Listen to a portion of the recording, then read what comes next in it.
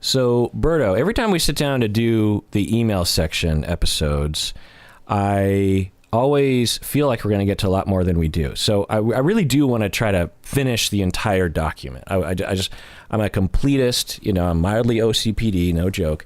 And I like to be able to cross things off my list. So let's try to speed round this shit. Round. What do you say? Ooh. Let's do it. This is the Psychology in Seattle podcast. I'm your host, Dr. Kirk Honda. I'm a therapist and a professor. My name is Humberto Castañeda, and I draw square circles. So this first one, ironically, will be a little longer, but it kind of needs to be. Anonymous fan of the podcast, she wrote in and said, "You made an episode about Tinder Swindler. I got swindled too, and I would like to share my story with you and the listeners because I think it's important to get the information out there. When I was 20 years old, by the way, she's from Poland. I went to Medellin in Colombia to work as a volunteer in a Colombian school for 2 months. Just skipping forward on an email here. She met some boys while at a bar. A local boy pursued her, and she gave in, and they started dating. She fell deeply in love, and he said eventually that he worked for a cartel, a drug cartel. Okay. So she goes on here. When I was there, he started borrowing money from me. He said that and she went into a long account of how much in love she was with him, how perfect he was for her, how their personalities were so, perfect for each other. And so she goes on. He said that they blocked his accounts because the government blocked his accounts because they were investigating where his money was coming from because he was in the cartel. And so I lended him the money, obviously. When I got back to Poland, he told me he borrowed a big amount of money from the cartel, and if he doesn't pay, they will kill him. I couldn't sleep. I was worried about him. I was in a very bad emotional state. He said that if he pays his debt, he will leave this life, and he will come to Poland to be with me. I took a loan, and I was paying for my part-time job. I didn't have a lot of money, and still don't. I was missing him a lot. I wanted to make this relationship work. At one point, I understood he was scamming me, a number of months later. And in the end, I spent around $10,000, which in Poland is a lot of money. Oof. I never thought I would get scammed like that. I didn't want to believe it was a scam. I always thought that people who got scammed were old or unattractive ladies that go to exotic countries, not young, attractive women from Poland. She went in the email a little longer. She's like, in my head, I thought that you would scam like an American or something because they have money. Why would you scam a Polish person? Is what she's saying. And so then she goes on to say, I got obsessed with Colombia and how men think because of this. I started to listen to all this manosphere toxic stuff. I wanted to understand how he was thinking, why he did what he did, and what I did to make him do it to me. I know I should be in therapy, but it's too expensive. I am almost 25 now, and I don't have that much money to spare. I just wanted to tell my story so women and men know that it doesn't have to look too good to be true. He or she doesn't have to be impressively rich or attractive in order to be scammed. If the person, or scam you, I think is what you meant. If the person is asking for money, this is usually a bad sign. I know that a person who got scammed can seem stupid and naive, but in this situation, it is very hard to accept the reality, and these individuals usually are very charismatic and charming. It can happen to anybody. I thought it would never happen to me until it happened. It is one of the worst types of crimes because it uses what is the best and the purest in a person against them, their love, empathy, and selflessness. People need to understand this. Those men who admire Simon Leviev should stop thinking of the bad experiences that they've had with women. The people who this guy hurt have nothing to do with the women who treated them badly in the past. Berto, what do you think? Oh, man, I feel so bad for this person. And yeah. First of all, I totally agree. The bad acts of one dude or set of bad dudes should not be excused because you've been hurt emotionally by other people. Absolutely. Also, so as a Colombian male, I apologize deeply. I do think what is probably going on was surely a mix of things because I think if you grow up in these environments, in these Colombian barrios that are infused with, bad behavior, let's say, or gangs and things, your view of reality of what's moral, not moral, is very warped, and so this person may in fact have had feelings for you. They may have meant what they said a lot of times, and they still needed to get money, and still the only ways and tools they have is what they've learned around them, which is scamming people. And I say that because I've seen situations, including myself, but certainly worse situations, where relatives with the best of intentions essentially scam people out of money. It'd be simplistic to say, oh, that person's just a bad person. I happen to unfortunately run against a bad person. I should have recognized it. But I guess to your point, it's not that easy. A lot of these times it's indistinguishable. Now, to be fair, if someone is telling you, hey, such and such, I'm actually with one of the drug cartels, and those are starting to be some flags that you might want to really be wary of. But correct me if I'm wrong, in Medellin 5 years ago, would it kind of be common for a lot of young men to be kind of associated with a cartel? I mean, my impression is that it's not, especially if you're not living in the rich side of town.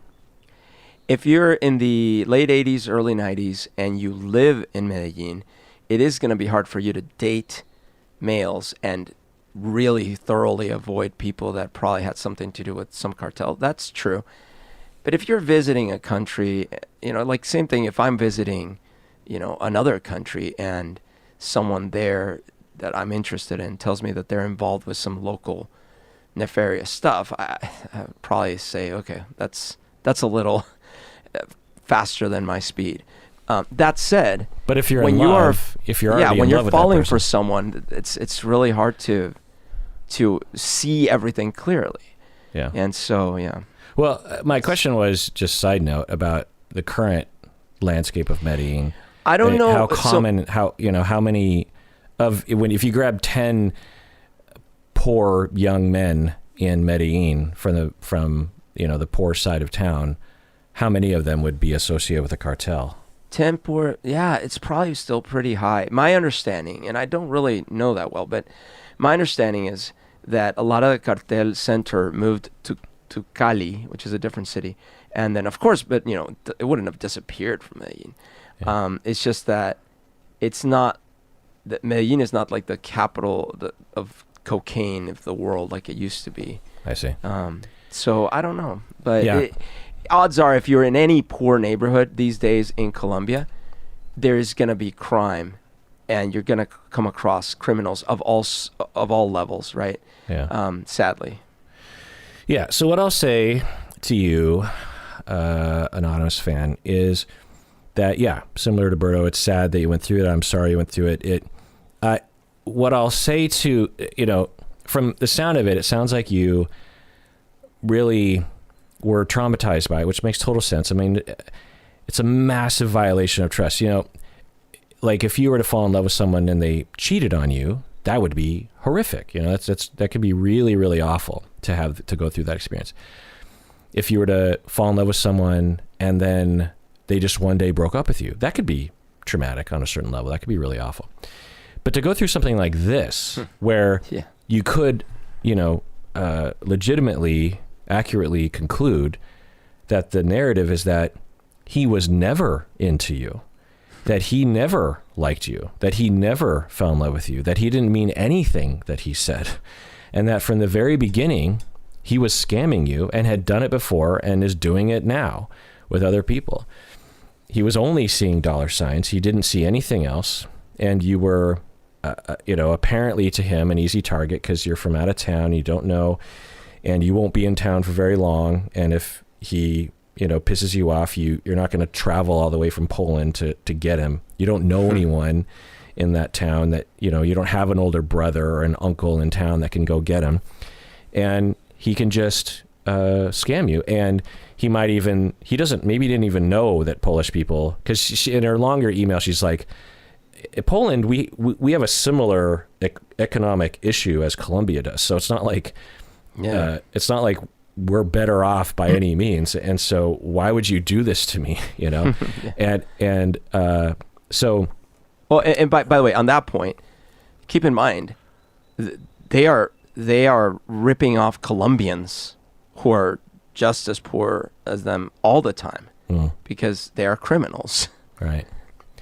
Yeah. So, I could see how that would just be emotionally destructive. Absolutely. And I'm sorry you went through that. And, maybe not, if you can't afford therapy, I would at least explore ways to recover from that by having corrective experiences with other relationships, maybe romantic relationships, that can make you learn once again that that individual was a criminal and potentially psychopathic and rare. So the chance of you coming across someone like that is pretty slim, and had nothing to do with you and had everything to do with him. It's normal to fall in love with someone that you like and who seems to be interested in you and says all the right things and is charming and makes you feel good. Like that, everything you did was normal, and it wasn't naive. It was a good thing, but you have these people, it's like, Mark Rober on YouTube, famous science guy on YouTube.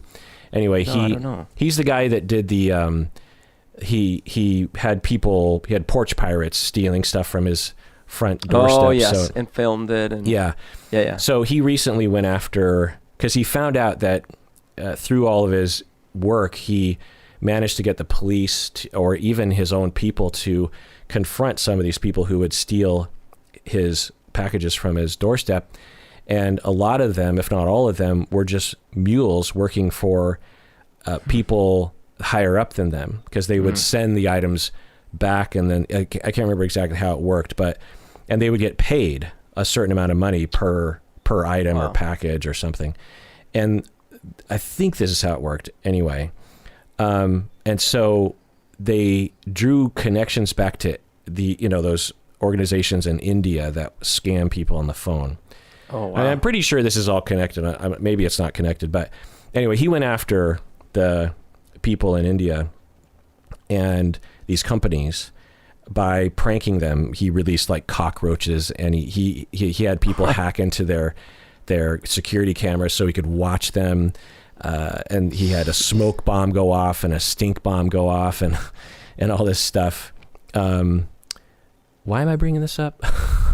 Well, I think you were saying that sometimes the people at the lower levels are just working for someone worse. Yeah. Is that maybe the... I don't think so. Okay. Boy, I mean... Just trying to give you a little... Usually I'll pull myself out of this weird tangent, but... The tailspin. So anyway, getting back to... So that was our, episode...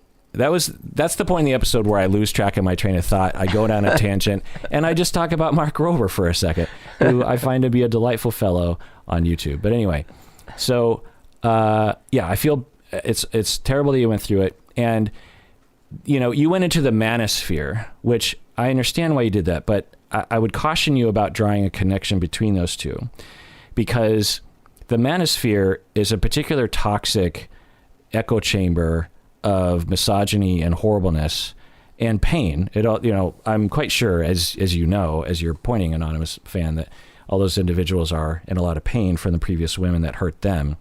I could see how you could draw a conclusion that this guy that did this to you came out of the manosphere, and that's possible, but it's much more likely that the guy came out of a world and or a personality that is just oriented that way, either because he literally lacks empathy, or he's in a group of people that are just so desperate to survive that they've foregone their empathy for certain people so that they can survive. And that doesn't mean that you deserved it or anything, but when you're in a state of survival, people will sacrifice things. And there's a pretty good chance, I wouldn't be surprised if that his father was like this, and his father's father was like this, and had to do a lot of things to survive. It's a chain of...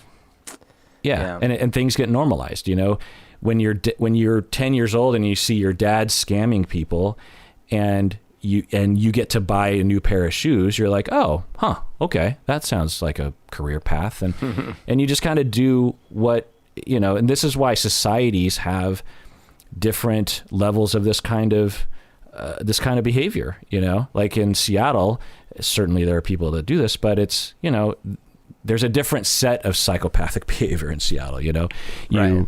become Jeff Bezos, for example, this kind of thing. You don't scam. Anyway, point is that you were scammed by a criminal that either chose to have no empathy or literally has no empathy, similar to Simon Levayev. Because what I hope for you is that you can re-enter relationships and actually have, like, this is just some weird story that happened to you when you were 20 and the rest of your life is filled with love and security and safety and wonderfulness, because, you deserve that. Yeah. All right, let's go on to another email here. Cookie Queen on Discord, the short Discord questions channel. By the way, if you're on Discord, I'm starting a new Kirk's Pics channel where I post pics, pictures. The first one I posted was of you, me, and Lita back in the day. Yeah, I saw it. I saw that. Oh, okay. So Cookie Queen on Discord says, I was wondering if you talk about the psychological impact this would have on our communities if Roe v. Wade was overturned. So, Berto, what do you think? What psychological impact is this going to have on us Americans? Right. So I have a few thoughts on this. First of all, so there was a book I read in high school by Michael Crichton called A Case of Need that he wrote. He used to be a doctor before he was a writer. And he wrote it before Roe versus Wade, so when abortions were still illegal. And the book is really compelling because it's about, an abortion that was kind of a case that would have saved the mother and things like that. I read it in high school. At the time, I didn't really have that much of an understanding about abortion. It's something that, coming from a Catholic country, we just never discussed. It's not even, I wasn't even aware that those things were a thing, and it was just not a topic. Even when we had sex education, I don't ever remember really going into that. I also didn't know the history in this country. But as I read the book and I learned a little bit, I started to understand that, oh, okay, I see. So, and being very Catholic at the time, I thought, okay, I see. So this is a thing that no one really wants to go through, meaning, terminating a pregnancy is not like this fun-filled adventure that people can go on. It is generally a thing that has to happen or that people choose to do in circumstances they did not prefer to have.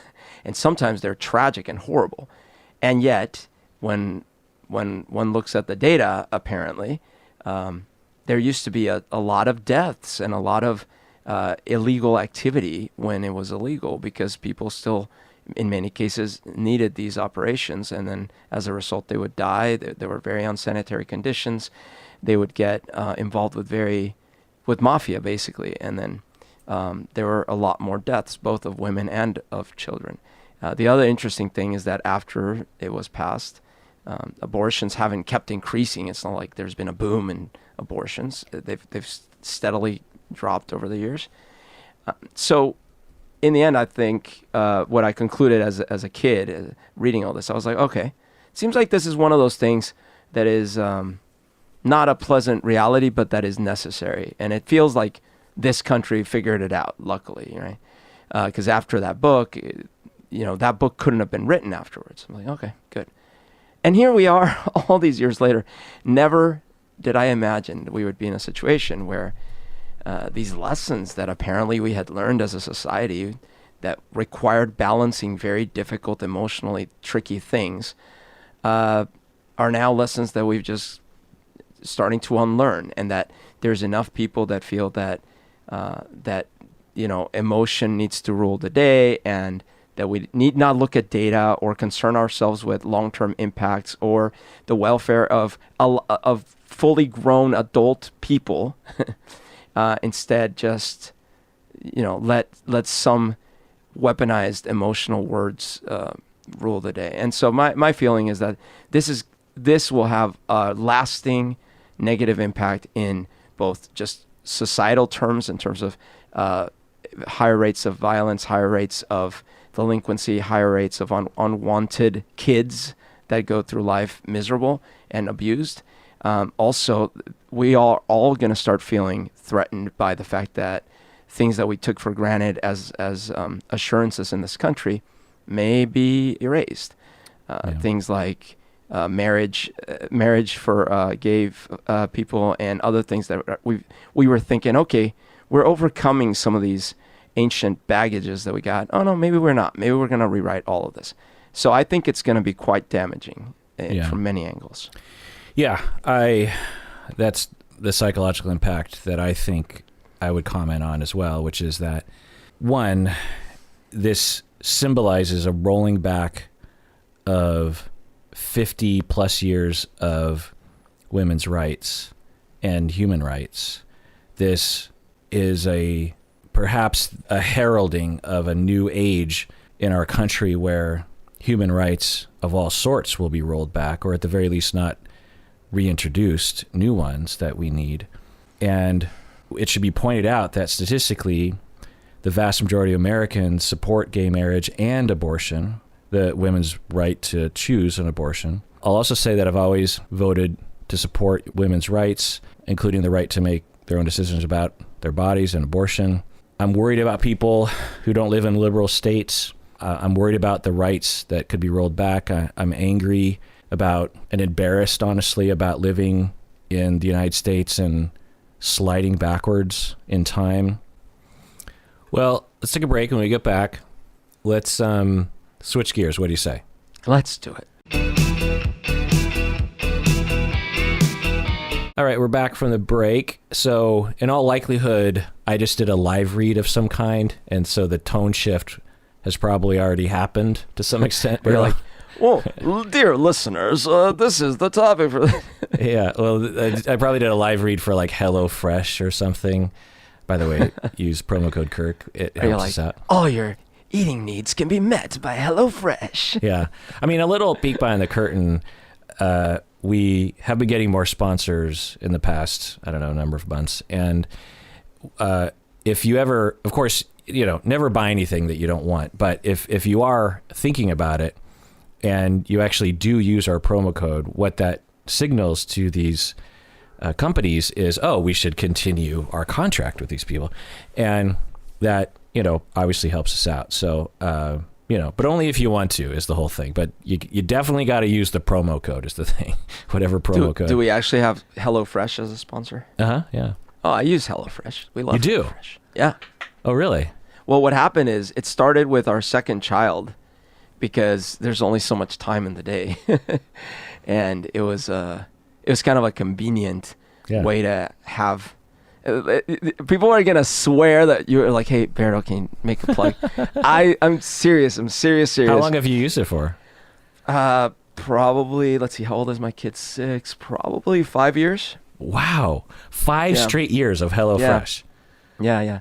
Wow. I don't think I've ever met anyone that did one of those deals for that long. Wow. I mean, I might be misremembering, but it was... So tell the list, because I've only done it, briefly. So tell the listeners, like, why they might like it or not, Yeah, so I like good food. I like good recipes.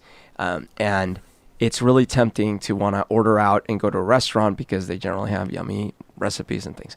Now, my wife is actually a really good cook. However, being a really good cook on a nightly basis takes a lot of time. And when you have 2 working parents and 2 young kids, it's really hard. So she still likes cooking. She likes her little wine while she's cooking. And I'm like, maybe you've had one too many. Should we go see the person that we promised to talk about this? And she's like, no, leave me alone. And then throws the bottle and then the neighbors come in. But after all that, she still needs to make dinner because Papa needs food in his tummy. So what are you going to do? Well, she starts getting this HelloFresh thing, and at first I'm kind of skeptical because it's like, what do you like? We're ordering groceries, but you still have to cook. I don't understand. Why don't just order food from the restaurant? I know, but this is awesome because it comes with all the little ingredients, all the little recipes. And by the way, their recipes are awesome. I swear it sounds like I prepped it, but I didn't. Well, a customer for 5 years. My God, you must know it frontwards and dude, backwards and love it. I love like 80% of the recipes, and the ones that I don't love are still fine. It's just not, and plus we get mostly the veggie and vegan stuff. And that was another big important thing, that when I started becoming vegetarian and like mostly vegan, my wife was kind of annoyed because we used to eat things together, and food was a big deal. And then she's like, what am I going to cook now? I don't even know. So this has been super helpful as well, because she doesn't have to overthink it. Like the dishes, several of them have options. Like some of them there's like the chicken and there's the veggie version. And so that makes it super simple.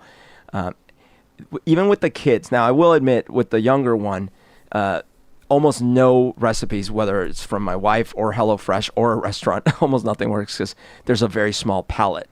But with our other kid, she loves most of the things too. So it's been really convenient, really cool. Your little one likes yellow mac and cheese, not white mac and cheese. Yeah, like yellow mac and cheese. Yeah. Right. So use the promo code Kirk, and you get no. Use with HelloFresh. Use the promo code Seattle16. So ooh. I think that's the only one. Well, you always have to listen to the live read to make sure you get the promo code right. But yeah, I think it's Seattle16. Listen to the ad, people. And you always get a discount. And also, as a side benefit, it signals to them that we are a good person to sponsor, and so they'll continue to pay us to insert that ad. And right. Papa's got to get more food in his tummy. Yeah. And another little peek behind the curtain is that these sponsors are very easy to do, because I will record a live read, I'll spend 15 minutes recording it or something. And then I just insert it in the episode, and the money just keeps coming in. You know what I mean? It's low labor, right? And so if and I've always been jealous of other podcasts that have these like regular sponsors all the time, and we've never really had that. We've had BetterHelp for a long time now, but we haven't had a lot of luck with sponsors because it's just me, like other podcasts, they work for a big consortium, and they have agents, and I've always tried to get that going, and it never would. And so it's we do have a new organization called Digitent, actually, that is now kind of working for us to get contracts, and anyway, so but if you don't want it, then totally fine. I don't feel, some people feel like they have to do it if I say it. Kirk said it. Yeah, or because they feel like, I don't want to disappoint Kirk, and no, it would break my heart if you got something that you didn't want. You know what I mean? There's a lot of other ways to support the podcast, including being a patron. Berto, let's do an OPP. What do you say? OPP. These people became patrons all the way back in April of 2020. I will guilt trip you if you don't do this, only if you can afford it. But anyway, Dr. J from Waltham, Mass. Lucilia from Switzerland. Deb from Oregon. Adrian from Niagara Falls, New York. Marcus, Carla, Kristen, David, Natalie, Zachariah, and Ariane from God knows where. So we have an Adrian and an Ariane. Oh, Adrian and Ariane. And a Adrian! Ariane! So thank you for being patrons through thick and thin. Okay, speed round, Berto. Seriously, speed round, all right? Speed round. All right. One-word answers. Alexis from Discord says, the new Marvel show on Disney Plus, Moon Knight, its lead has dissociative identity disorder. I just finished watching and realized how refreshing it was to see a lead character with such a serious mental illness. I would love to know your opinion of the portrayal. Berto, have you seen Moon Knight? No, I want to watch it. So I watched Poe Dameron, right? Yeah. I watched the first couple episodes and was not pulled in. Okay. So I might finish it, but I might not. I mean, it was fine. It's perfectly serviceable. Did you know the character? No. It's a Marvel movie. It's a comic. I've never read that one. Yeah. And at least from the first couple episodes, I will say that the if they are trying to persuade, Persuade? No, present? No, I'm trying. It's a different word. Portray. Anyway, portray. God dang, man, what's wrong with my brain? I'm your walking dictionary. If they're trying to portray dissociative identity disorder, then they're at least from the first couple episodes, they're falling into a very common trap and trope of portraying it as this superpower / evil thing, similar to Split, the M. Night Shyamalan movie, where on one level, Split, if you just watch certain scenes, it's a pretty good depiction of dissociative identity disorder, truly. But of course, one of the alters is a psychopathic murderer with superpowers, similar to Moon Knight. And if you have dissociative identity disorder, you know that this is almost always how it is portrayed in movies and TV. Now, you could make an argument that Moon Knight is not trying to present dissociative identity disorder. It's just a weird, it's like with Venom. Essentially, Poe Dameron, he is an American, but he actually lives in the UK and thinks he's English. Oh, interesting. And so he has an American alter, an English alter, and then a superpower alter, and maybe others. Anyway, so. But it's not implied that the superpowers are because of the mental condition, is it? I don't know. Oh, I mean, maybe in later episodes they go into that, but Nini, who we know, says, just saw that there's a gum wall in Seattle. Do you have a restraining order so you never get within 20 feet? Berto, what do you think of the gum wall in Seattle? Or describe the gum wall. Oh, yeah. The gum wall is like a Jackson Pollock painting. It is much bigger than you'd imagine, and it's much grosser than you'd want.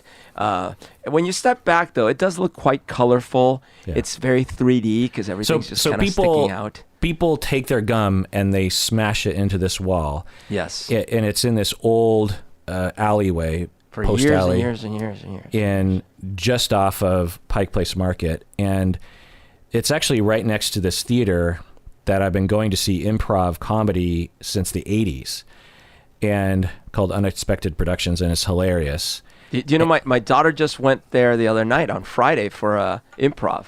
Oh, really? Improv with her friend from school, yeah. Wow. I didn't know kids could go. That's amazing. Well, this one was kid safe, I guess. Oh, okay. Yeah, I mean, golly, I've been there so many times and just thought it was hilarious. But anyway, yeah, the gum wall. So over time, and it wasn't always the gum wall. Like in the 90s and aughts, I feel like it was not the gum wall. So in my head, if I was to take a guess, I would say about 10, 15 years ago, it started to become kind of a thing where... But how did it start? Like someone puts gum, they're like, oh, there's one piece of gum. I think I'll put mine there too. Well, I'm sure there was always some gum on the wall because there's always some gum on every surface, which drives me crazy. Like people will just throw their gum on the sidewalk and you just see these black goo marks, or they'll put their gum on the underside of a public chair. And I'm just like, do you have no moral sense? Like that will always be there, and it will gross the crap out of the next person that comes across it. Find a garbage can. Like, are you savages? So anyway, there's probably always gum on this wall. And at some point, I don't know the history, but it started to become a thing where people knew, oh, isn't this funny? We can add to the gum wall and we could take a picture by the gum wall. Then people do like little sculptures with their gum where it looks like it's dripping down the wall. And then there was gum on gum, and it was several inches thick at some point. And then, like, I don't know, 5 years ago or something, I don't know how long ago, they cleaned off the whole thing because they were saying, they weren't against the gum wall, but they were saying that the weight of the gum was compromising the integrity of the brick wall. Because, my God, you're hanging hundreds of pounds off of this old brick wall from the 1800s. And so they cleaned it off, and of course it instantly was, reinvigorated by a bunch of new gum. Oh my gosh. And a really gross thing is that people will stick their calling card, like a lawyer or a dry cleaner. And I'm like, do you want your business to be associated with this disgusting wall? And so it's it's one of the things that you visit as a tourist. Plus, it's right off from Pike Place Market. So, and you take a picture in front of it and you say, "Ooh, gum wall," and it's a thing. You've licked it, I'm sure. Yeah, but what do I think of it? I think it's fine because every city needs its little things, and Seattle has a lot of weird little things, like the troll under the Fremont Bridge, and there's just all these little weird, quirky things in Seattle. And the gum wall is I one of do them. like that. I think a city without little weird things is boring. Yeah. Adults Out of Order on Discord says, is the team planning on updating the YouTube playlists? Because YouTube's limitation, the playlists have been a great way for me to find what is available. Yeah, so I have been neglecting, and Stacy has too, the playlists on YouTube. And so I've added it to my calendar to occasionally make sure. Stacy is in charge of all that stuff, but occasionally I feel like I need to kind of look at it too, because she doesn't always know what is happening with the podcast. And so because we have Berto, on YouTube, how many episodes do we have? Okay, we have 539 pages of 30. So let's times Oh my God. 30 times 539. So that's 16,000 episodes on YouTube, Berto. I remember, didn't we have a big thing? It was like our 1,000th episode. Yeah. Wasn't that a big deal? Yeah. Well, about half of those are videos that you're not even involved in, Yeah, no, I know, but I'm saying like, I remember when we were like, this is our 1,000th episode. Yeah. Well, I remember the very first YouTube thing I ever posted. And back then you couldn't post things that were longer than 10 minutes. So I had to break up all of our episodes into 10-minute chunks. I remember that, yeah. It was driving me bonkers. And so I actually used Vimeo for a while back in 2008 because they allowed videos to be up to an hour. So anyway, but yeah, so to keep track, if you are a fan and you especially if you just discovered the channel and you're like, ooh, I like that content, how are you supposed to find it in the sea of things? Well, playlists. And so I plan on being on top of that. Kay Scarabello says, Dr. Kirk, you have said in the past that you were a musician during the Seattle grunge movement, and you went to some of the shows by some of the greats from that era. Did you ever have an experience with Andrew Wood? He's an interesting character, and there's a good documentary about him on YouTube. Well, Berto, you didn't live in Seattle until 1990? 93 is when I moved to Seattle. I lived in Tacoma in 1990 through 93. 90. You came to Tacoma in 1990, yeah. Yeah. So, in case you don't know, Andrew Wood died in 1990 of, I believe, heroin overdose. He was a lead singer of Mother Love Bone, which later became Mookie Blaylock, which later became Pearl Jam. And, Eddie Vedder replaced Andrew Wood as the lead singer. And Andrew Wood was like our Seattle Axl Rose. He was flashy. He had a really theatrical voice, a good voice, very soulful.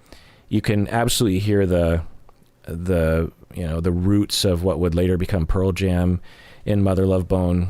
And he was, everyone thought, okay, you got Mudhoney and you have Nirvana, but Andrew Wood of Mother Love, this is going to be our band that will represent the Seattle underground rock scene. Like this, he's a star, this guy. Wow. You know what I mean? And he probably would have been, obviously, if he would have been the Eddie Vedder of the world. You know what I mean? I never met him, but I do have a story about him, which is that back in the day, there used to be this club in Seattle called the Ditto, and it was in Belltown under the monorail near Antioch, and actually near where my condo was downtown. And so to take you back in time, 1980s, pre-grunge hits the international scene, there's a lot of great underground music in Seattle.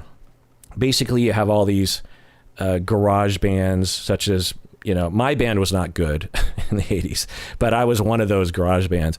Mm-hmm. And the thing about Seattle was that when it's raining outside all the time, cloudy out, there's nothing to do except be in your basement, like doing something. And there was no video games or anything really back then, at least to the extent there is now. So a lot of us just picked up a guitar and started playing shit, And so there were just so many different people and bands at the time. And also, since we're Seattle and not LA or New York or anything, we just figured, well, why make popular music? Because we're never going to be big, let's make music that we like.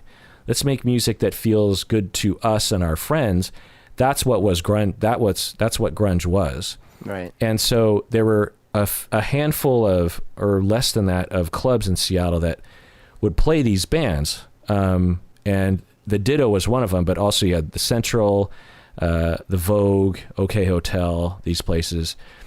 And in the 80s, late 80s, you had bands like Green River, which later had people that would go to Mother Love Bone, which later had people to go to Pearl Jam, like Stone Gossard. You had Nirvana, obviously. You had Soundgarden. You had Mudhoney. You had L7. And they would all play in these clubs for the most part. And the Ditto was one of these main clubs. And the owner was Richard Paletti. And when my band started to play downtown in like 1992-ish, I would say maybe, we would try to play in all the clubs, but we got a gig at the Ditto, and it's like Soundgarden used to play here every week, this kind of thing. And in fact, some of those iconic photographs, those black and white photographs of like, there's a picture of Chris Cornell where his hair is just, that's from the Ditto. Yeah. And and the thing, let me give you a picture just so you understand what the Ditto is. It's if you just walked up to it, and it doesn't exist anymore, but if you just walked up to it and looked in the window, it looks like a cafe. Mm. There's a little bar, but you can imagine maybe you get coffee up there. There's maybe like 3 booths and a couple tables. There's no stage.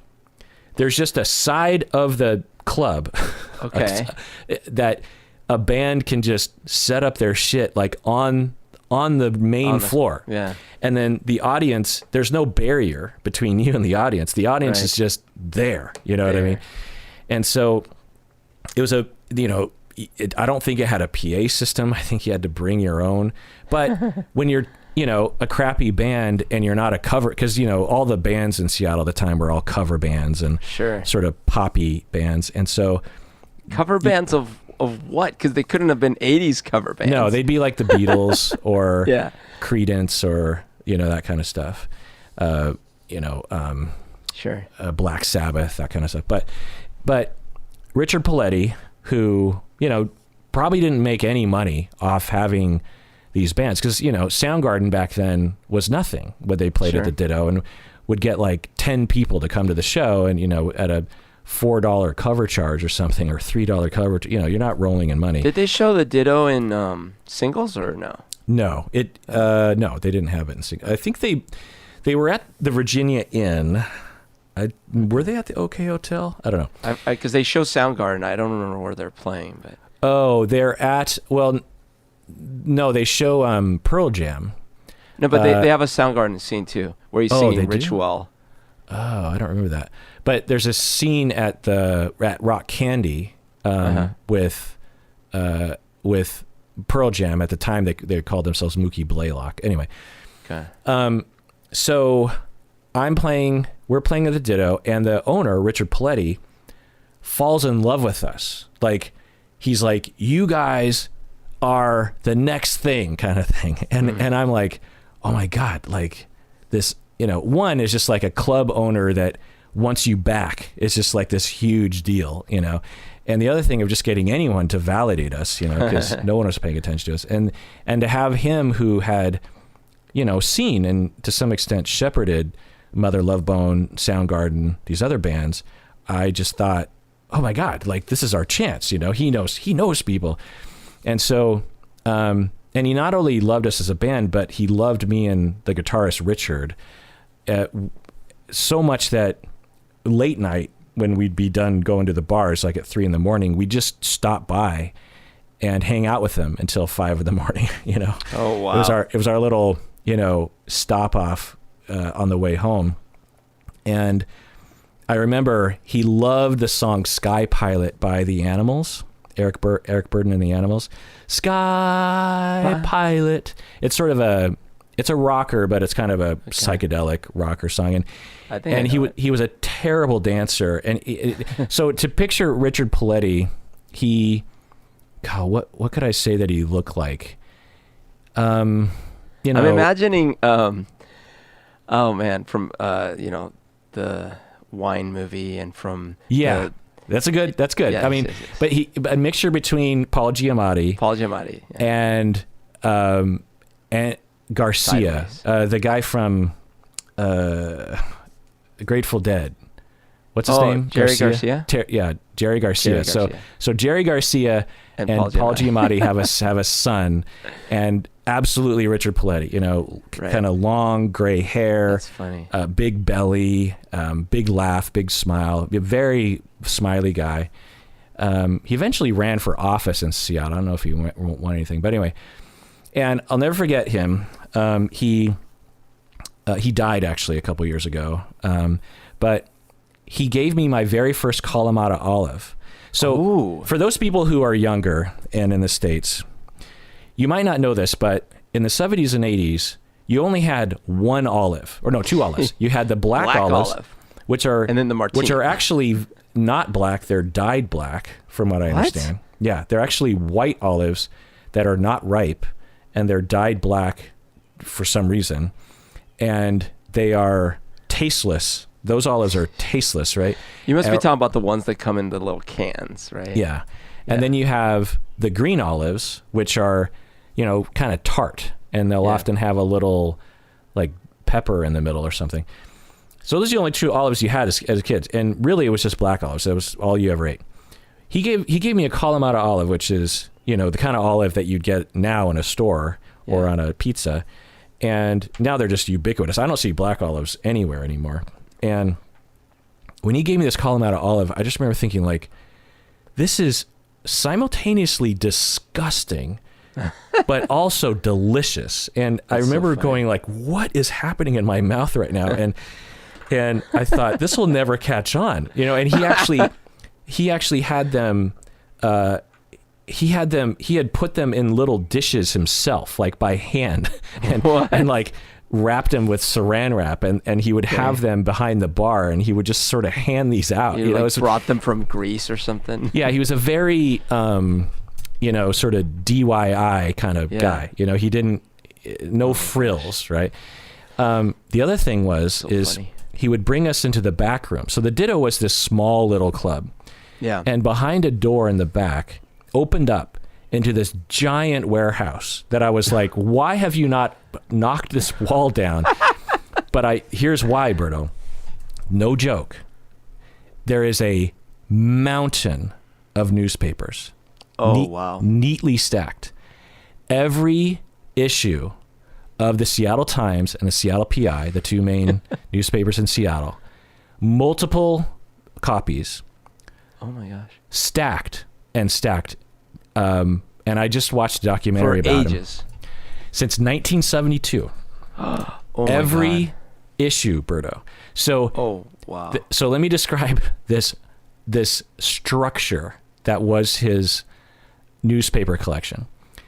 It was about 10 feet tall, and I climbed on top of it and thought I was going to die because it was very wiggly.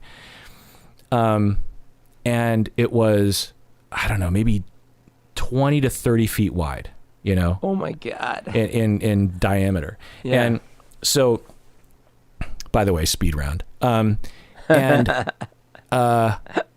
there's that. And then, so one night we're sitting on the floor of the warehouse next to his giant mountain of newspapers, and he's showing us particular issues. Like, this is the issue in which Elvis died, and, you know, this is the issue. And it was pretty cool, actually. You know, he had he had a real love for this thing, you know. I mean, like, you couldn't archive that stuff. It's not like you could scan it in and to your little thumb drive, you know. Yeah, back then, and there was no, you couldn't look it up. You had to go to get microfiche or something. Yeah, you know? yeah. And he continued to collect papers until he died, I believe. So this reminds me of my grandpa, not to that scale, but as I grew up in his house in Bogota, one day I'd learned the horrible truth, which is actually really awesome.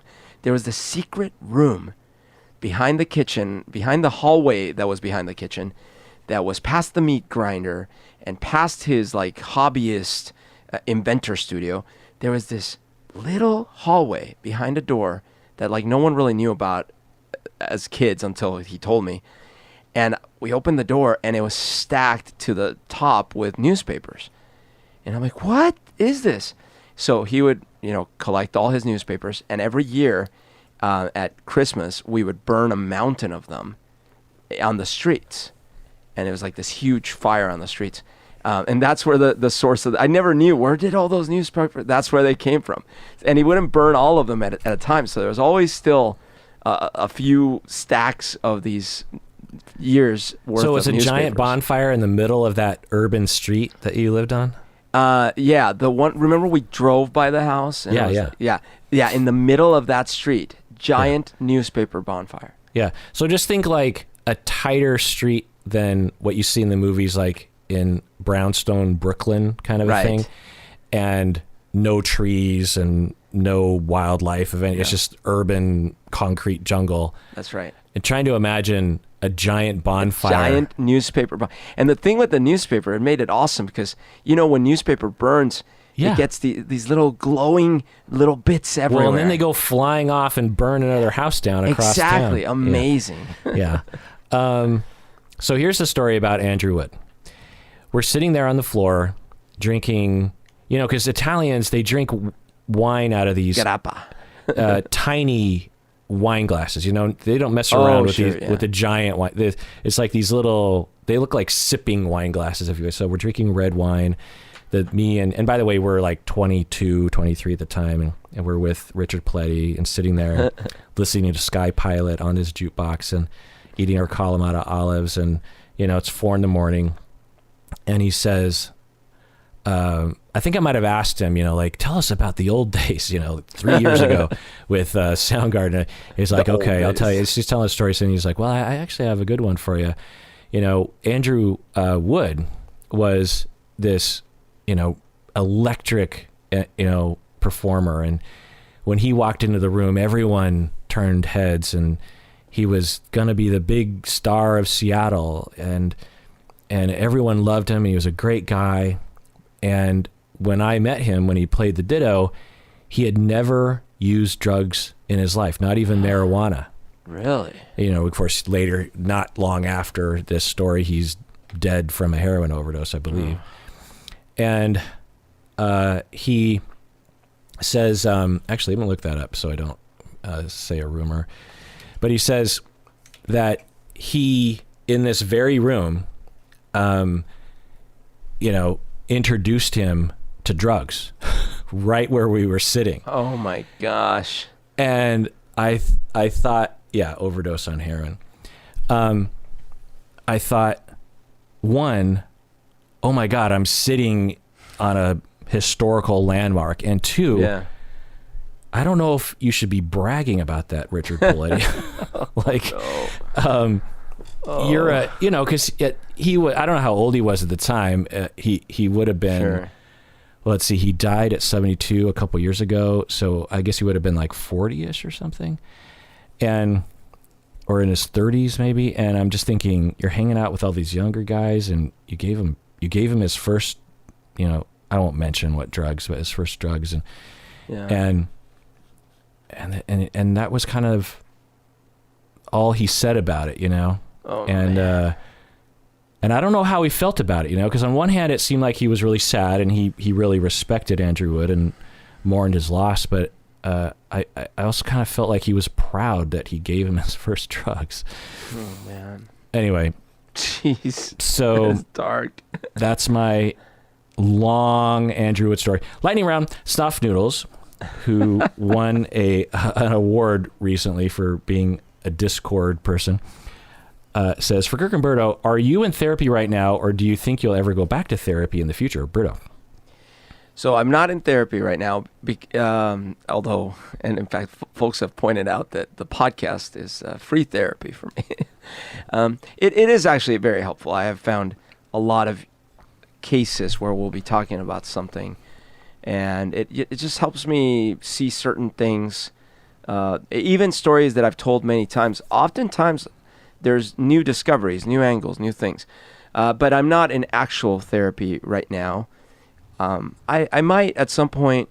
I haven't. I did 2 bouts of therapy that lasted many years, and they were both very, very helpful. So yeah, I don't close that door. It was very helpful before. It might be helpful in the future. Right now, I am not. Okay. Yeah, I'm not in therapy right now. I went through a period of time a few years ago where I was trying to get back. Maybe the pandemic put a kibosh on that. I'm not a fan of online therapy myself. I want to be with someone in the room, and so but I do miss it sometimes, and I feel an itch burning, so I would imagine it won't be long. But yeah, Orla. Actually, sorry, I might actually want to do some to try to process some of the last 2 years. I know. Good old Orla on Discord says, does Berto watch Bluey? If not, what kids cartoons does he watch with his kids? Does he know all the words to Frozen? Okay, so first question, do you watch Bluey? I'm assuming they don't mean Blue's Clues. I think I know what Bluey is, and I think my little one has watched it, but I don't watch it. Yeah, Bluey is a blue dog, it looks like. And it's not Blue's Clues? But not Blue's Clues, right. It's a totally different thing. It's on Disney, it looks like, or it's a Disney show. I'm sure they've watched it. I haven't, but I've watched a ton of kid stuff for sure. Yeah, so give us the top 3 ranking for you, that you would like to watch with your kids. Oh, absolutely. Number 1, is Gravity Time Falls. In there? Oh, Gravity Falls. Gravity Falls. Wait, which one were you asking about? Adventure Time? I haven't actually seen Adventure Time, which I've heard great things about. Is that for kids? I don't know if that would be for kids, actually, Adventure Time. It is, but... Okay. No, but so Gravity Falls, number 1. my number 1. What channel is that on? Disney. Okay. Disney. It's 4 seasons. It's really great. It's like almost a Rick and Morty for kids. And it's not that wacky. It's not that interdimensional or space-based. It's all very ground-based. The premise is these kids go for a summer to live with their great uncle in the Great Northwest, Pacific Northwest, in a town in Oregon, and all sorts of strange things are about. But there's a meta story as well, which is really quite epic. I love it. Super funny too. The other one that I really enjoyed that I was not expecting, but is a show called The Dragon Prince, and we're desperately waiting for the next season, completely enthralled by it. And then, of course, which I was really not expecting, is My Little Pony. Especially, I really got into Equestria Girls and Rainbow Rocks, which are 2 movies they did where they actually become humans. Or it's not so much, they do become humans, because what happens is they have to travel to this sort of alternate dimension, and there are human counterparts of themselves. And really the main one, Twilight's the one that travels, and there are counterparts for her friends that are ponies in the other world. There are human counterparts in this world. It's super great. The music, man, they write such catchy songs. So I know all the songs. The girls love it. Sing us one. There was a time we were apart, but that's behind us now. That's from, I think that's from the first one. And then...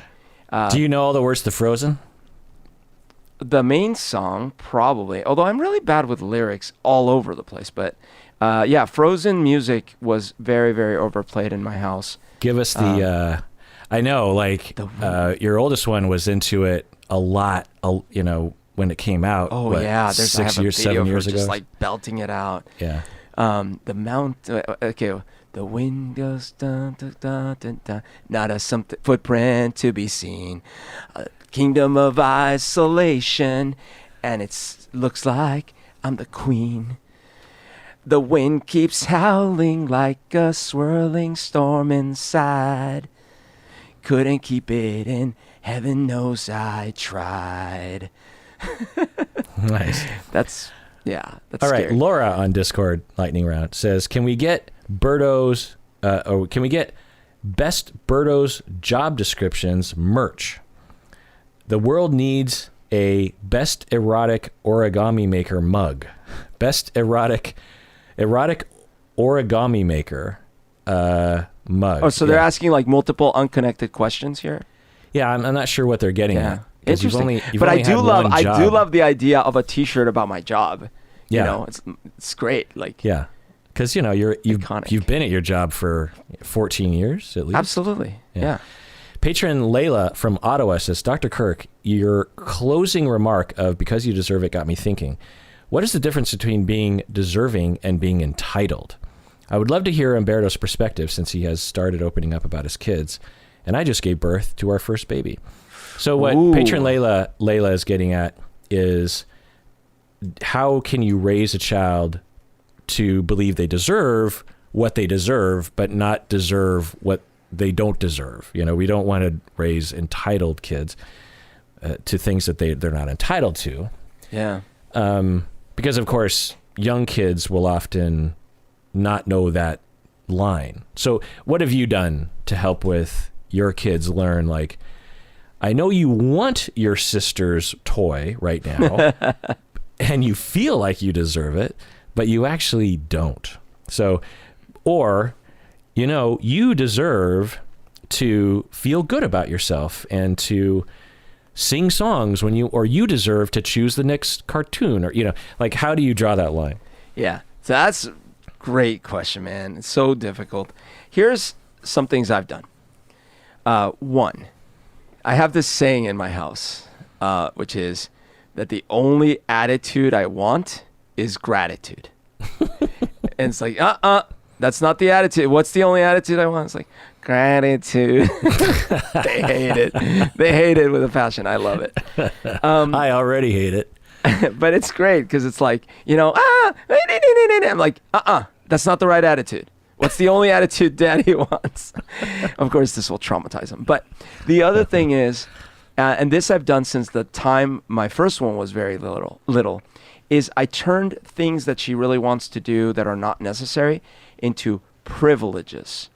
And so when they don't behave, they risk losing privileges. So the thing we started from the very get-go is, first of all, we would count to 3 whenever we needed something done or whatever, and they were not listening. And the risk is like, if I have to count to 3, you will lose a privilege. And privileges are things like a dessert or watching a TV show or going to the party or whatever. Some privileges are bigger than others. And that was kind of to set that precedent of like, you're not actually entitled to everything. There are some things that we're going to call them privileges, and those things are fine. You can have them, but only if you've earned them or if you've not lost them from bad behavior and things like that. So that's another thing. And certainly, and this one, I don't have the right answer, because what I've noticed is we live in such an affluent society and area of the world, and I and my mom and their grandmas and stuff, like, we just love to spoil these kids, and I always have to catch myself like, no, don't buy that. Tell them they've got earned the points to buy it and things like that. But it's so hard because they look at you with this little look, and so I do struggle with it. I look back in my childhood and I'm thinking, I felt fairly or I feel like I was fairly spoiled, and yet I had very little in the grand scheme of things. But compared to so many other humans in this world, I had so much, and I do feel like I was somewhat spoiled in some regards.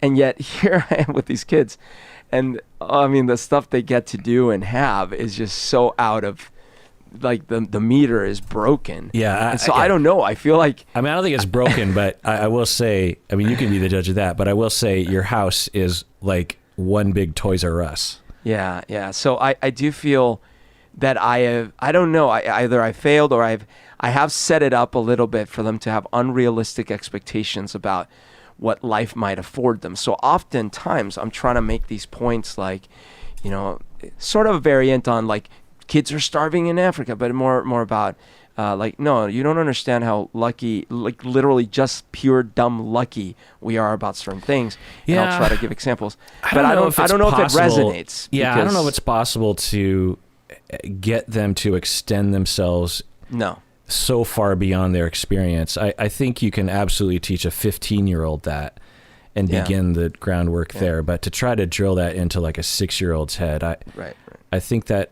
well, I don't know. I mean, if you spent time, you could probably like, let's go to let's all volunteer at a shelter or a food bank, and you can see these human beings who have run on some unlucky times, and they don't have, and there might even be some kids in that mix, you know. And so I don't want you to feel terrible about yourself, but just recognize that there are other people that are suffering and that we all need to do what we can to help them. And by extension, you might want to really appreciate what you have, you know? Yeah. And you know, one unfortunate side effect of that angle, because I've seen it happen, even myself to a certain extent, is there's sort of like this pressure valve where we're like, okay, good. We went and helped at the shelter. So I guess, you know, the world is balanced. I'll buy a Tesla now. Yeah, I'll buy it. But I will say this, though. We do things like, we don't let everything be for free. For example, as you know, because you were there, we went to Disney. But Disney for them was earned. And it wasn't earned over like a weekend. It took us 3 months. They had points. We had a point system. I was talking with them about it, and they gave me very elaborate. They told me it was a very elaborate system. Like they got points for brushing their teeth. They got points for going to bed on time. They got points for putting dishes away, practicing their piano, doing math. Yeah, because I created this website for them. Was this you or your wife being a teacher? Like me? You designed this whole thing. Ah. Yeah, I created a website for them to do math, and it technically also does spelling, but we ever only use it for math. And you created a website? Yeah. It's like a little game. You made your own HTML website so that they could play a math game? Yes. So they could learn math? It's called Narwhal Math, and they have to, every time they get a problem wrong, the little narwhal is sad. Wait, can other people play on this website? Yeah, you can go there. You should post it. Oh, yeah, maybe. I got to create a guest account then, because you got to log in, but yes. That'd be hilarious, because, you know, there's parents listening. That's right true. now. Actually, that's a good point. Maybe I could turn it into a thing. Yeah. But anyways, so they had to do all that and do it for 3 months, because they had to earn, each of us had to earn, because I had goals too, and as did my wife and my brother and his wife. We all agreed so that we could encourage them. We did our own goals, and we had to earn a total of 600 points as a team. Each person had to earn 100 points. And it took 3 months because points were hard to earn. Like each day you'd earn like 2 points maybe. So now that you've come back from Disneyland, have they fallen back into their slovenly ways? I will say that we have had a bit of a struggle after Disneyland, so now we need a new thing. We need a new thing. Yeah. But it's not the first time. Like when they wanted to get a puppy, I did a similar thing where I actually set a really high bar, what I thought was a high bar. They had to do a lot of stuff, including they had to sit down with me and write a little mini game with a software that we can make games with. And they did, they did all of it. So yeah, I will say that your kids do not have any signs of being spoiled. I don't see. I mean, maybe you've seen them more than I have, but I've seen kids who appear to be entitled because they've been treated that way. Yeah, and your kids don't have any signs of that. Now, sometimes kids are just kind of naturally that way, like sociopathic. So it's just not always the parents doing either direction, but yeah, I mean your kids are lovely humans. All right, lightning round. anonymous patron, she says, I recently found out my boyfriend searches for porn stars, whereas I search for acts, where I search for acts, like, Acts. like Okay. I want to look at Sure. doggy stuff. Yeah. When Lick the envelope while someone watches or something. Yeah. So she says, I recently found out my boyfriend searches for porn stars, whereas I search for actions when watching porn, not specific people. I was really hurt by how he watches porn and was wondering if you could provide an insight. Berto, what do you think? Oh, that's fascinating. Never even occurred to me in that sense. Because, first of all, I can't relate to the searching for porn stars. I've just never... I remember even as a teen, my guy friends, often would know these names of porn stars. Yeah, me too. Yeah? Yeah, like and I was like... In fact, we were in Canada one time when we were 19, and there was a big marquee for some woman, and it had one of those, like, innuendo names, like Janice Jugs or something. I can't remember what it was. And all my friends knew who she was. Pokey and I'm McPedals. like, where would you even learn such a thing? You know what I mean? Right. So, yeah. So I remember always being mystified by that. And then in college, one of my roommates, whose name will not be mentioned, was obsessed with porn. And he just like knew everything about it. He was just like a savant. Wait, Shun? Well, no, Eric? someone else. I will not name names, but I already ruled one out. But anyways, I couldn't quite relate. I mean, I liked, nudity just like the next person. I had Playboys. I did collect Playboys, but it was for the articles, Mm-hmm. So now getting back to the question. All right. I can see the idea is like, well, wait a minute. So like you're looking for these specific people. You must like these specific people. My likes are all, anonymous. Like anonymous. I don't care. They're just these acts. They look a certain way. Yeah. I call shenanigans because Yeah. I'm like, well, I mean, sure. You're still looking at other humans. You're still looking. Yeah. And I do think, of course, it varies. Meaning that if we want to get micro, and I don't know if this is what she's saying, but when she's looking at porn and she just searches by activity, and she never tracks like, oh, this is the person I want to follow, but it's just like whoever happens to populate that search. Now it does vary. She could be very much fantasizing about being a part of that thing that's happening, and thus imagining herself being with that person. She's just more anonymous about fantasizing about. Not everyone uses porn in that way. There's other ways to think of it in your head, but yeah, I was thinking the same shenanigan. Yeah. And I will say, like, if the other person is going on and on about these porn stars and these specific porn stars and how great they're, I could see how that'd be hurtful. Look, one thing that I used to do a lot that I'm not proud of, but it's like I didn't mean it in a mean way, but I used to do it when we were much younger, and we'd be out with my girlfriend, then eventually my wife. I would point out when I saw someone that was really a woman that was really attractive, in a really annoying way, because I kind of like lose it a bit and be like, oh my gosh, look at her. And, my girlfriend / eventual wife was like, the hell are you doing? What were you doing? Well, so I thought about that because, my guy friends thought I was insane. And her girlfriends thought I was an asshole. And I probably was both, but at the same time, that's not how I viewed it on my side. I was doing a combination of things as best as I can piece it together. One is I literally wanted to share my excitement with someone because I literally was excited. I'm very visually excited. And so I would be visually excited in that moment.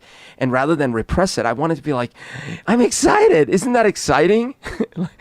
That was part of it. And then the second part was there might have been an aspect of like trying to incite jealousy, which is really negative. Now, I recognize now that even the first one, incite I jealousy was disregarding to motivate what? Motivate what? What were you trying to motivate her to do? Oh, I was, listen, I'm psychoanalyzing my past, so I'm not sure. It was not like I literally had a plan, but I think it was something like, if I make it clear that I might be interested in other people, she'll not leave me. She'll want me more. It's like a very basic, childish kind of notion. Yeah. That again, I didn't. You wouldn't be the literally. first. You wouldn't be the first. Bro. Yeah. And I recognize that even the first thing where I'm just trying to share my excitement, I was clearly disregarding her feelings. So that was still very terrible. But in that sense, I can understand, like, if someone is obsessing over these porn stars, I'm like, oh my God, this Janet Joplin or whatever. It's like, oh my gosh. And Janice Jugs, Berto, get it right. Yeah, Janice Jugs. Like, I just can't stop thinking about it. Like, that would be hurtful, and I can understand that now. But if that's not the case, if it's really more like you've noticed that their searches are more one way and yours are another way, I don't know. I would leave it alone. I just Googled Janice Jugs, and the only thing that comes up, which is actually surprising because you'd think there'd be at least some person named Janice Jugs, is this very unknown band called Janice Jugs and the Strokers. Oh my gosh. And the video on YouTube has 66 views back in 2011. Wow. Let's give it a listen. What do you say? Let's do it.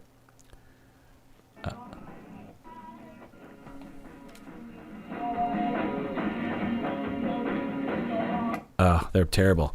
But before I forget, Berto, the Dragon Prince, do you know the guy who voices Callum?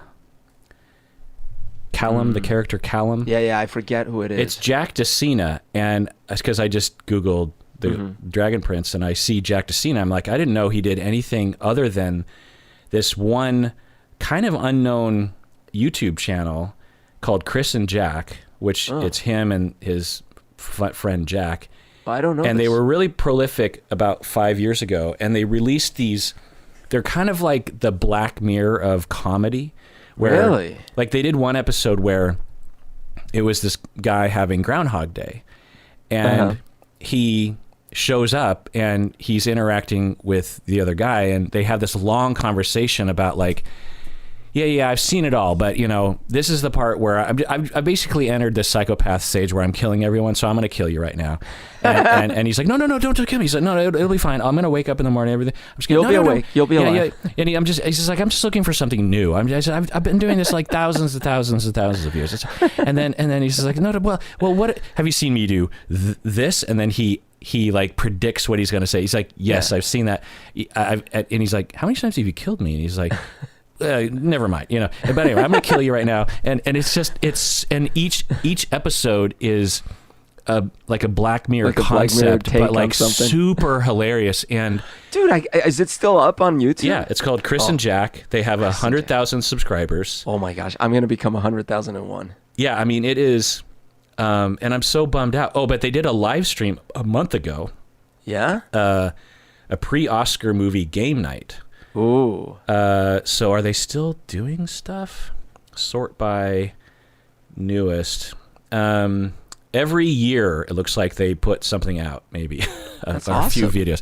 Anyway, so they're hilarious. But yeah, what I'll say, Anonymous Patron, is that our jealousy can be specific and maybe not relatable to other people. Like, for example, I worked with a polycule, and one of the members, she was East Asian American, and her husband and primary partner is white American, and she did not want him. He could date anyone else he wanted to and have sex with anyone else. They would obviously talk about it as they went along, but he could not be with an East Asian American woman. Like, he couldn't be with a Japanese American, a Chinese American, a Vietnamese American woman, because she wanted to be the only East Asian, American woman in his life. And for her, it was this huge threat, even though it wasn't logical, or, she understood that, but for her, that was where her line was, and that's okay. So you might have that line. You might not. You might be misunderstanding things. Like, you might be reading into it more than is rational. So obviously I would talk about it with him. But if that's a line and that's just going to really hurt your feelings, then you should assert that and tell him and have a conversation about that. And I would imagine that most people would be okay with that. They'd be like, okay, yeah, I mean, I don't need to search for particular porn stars, I can do other kinds of things. That's okay. I want you to feel special in my life, and I don't want to trigger you. So, you're totally entitled to your preferences and your jealousies and your specifics about that. But again, I would explore it first to just make sure that you're not misunderstanding something, because you could imagine someone misunderstanding that as he doesn't want to be with me, he wants to be with her. Instead of he 100% wants to be with you, but there's just certain stars that he just knows will help him, you know what I mean? But he has no desire to be with anyone else besides you. He doesn't think of these performers as, three-dimensional human beings, because that's not what porn is usually used for. And whereas you are a four-dimensional being. Patron Caitlin from Kansas says, can you and Berto listen to the Always Sunny podcast episode where Rob almost fights some guy outside a hamburger store, In-N-Out, I believe, and share what you have done in that situation? So just chiming in here, Berto, you don't listen to the Always Sunny. You've told me about it. I really need to start listening to it. It's my new favorite podcast. It's hilarious. And they are, it's interesting and funny, and they're just as funny behind the scenes as they are on the show. Do you know when it came out? I'm thinking maybe like 5 months ago or something, and I think it's I wonder weekly. if this was, because I told you I listened to the Entourage podcast, and I just thought it was such a brilliant idea. I don't know who was the first show to realize that, oh my gosh, we can double dip in all our content. I'm just going to take a guess and say the Entourage was not the first. I know that I'm sure it wasn't, but I just thought it was a great idea because they go episode by episode, and then of course they veered off. And I don't even know if they finished all the episodes, but and whether you like the show or not, I just think it was a great idea to give you that extra deep dive on everyone's opinions about the episodes. Right. So I just hate the Entourage, so if you're going to bring that up, it's going to put me in a bad mood. just joking. So, it's a great podcast, and there was a notable episode where Rob comes in, and he says, something happened to me this last weekend. I was with my family. His wife is Caitlin Olsen, and he has his 2 kids. And late night, they're going to, I think, In-N-Out, and there's a long line for the drive-through, and I don't think you could go in at this hour. And the line is going around the block, and there was this point where in the line where you didn't close the gap with the car in front of you because you had to allow people to come in and out of a driveway or something. What I mean? Right.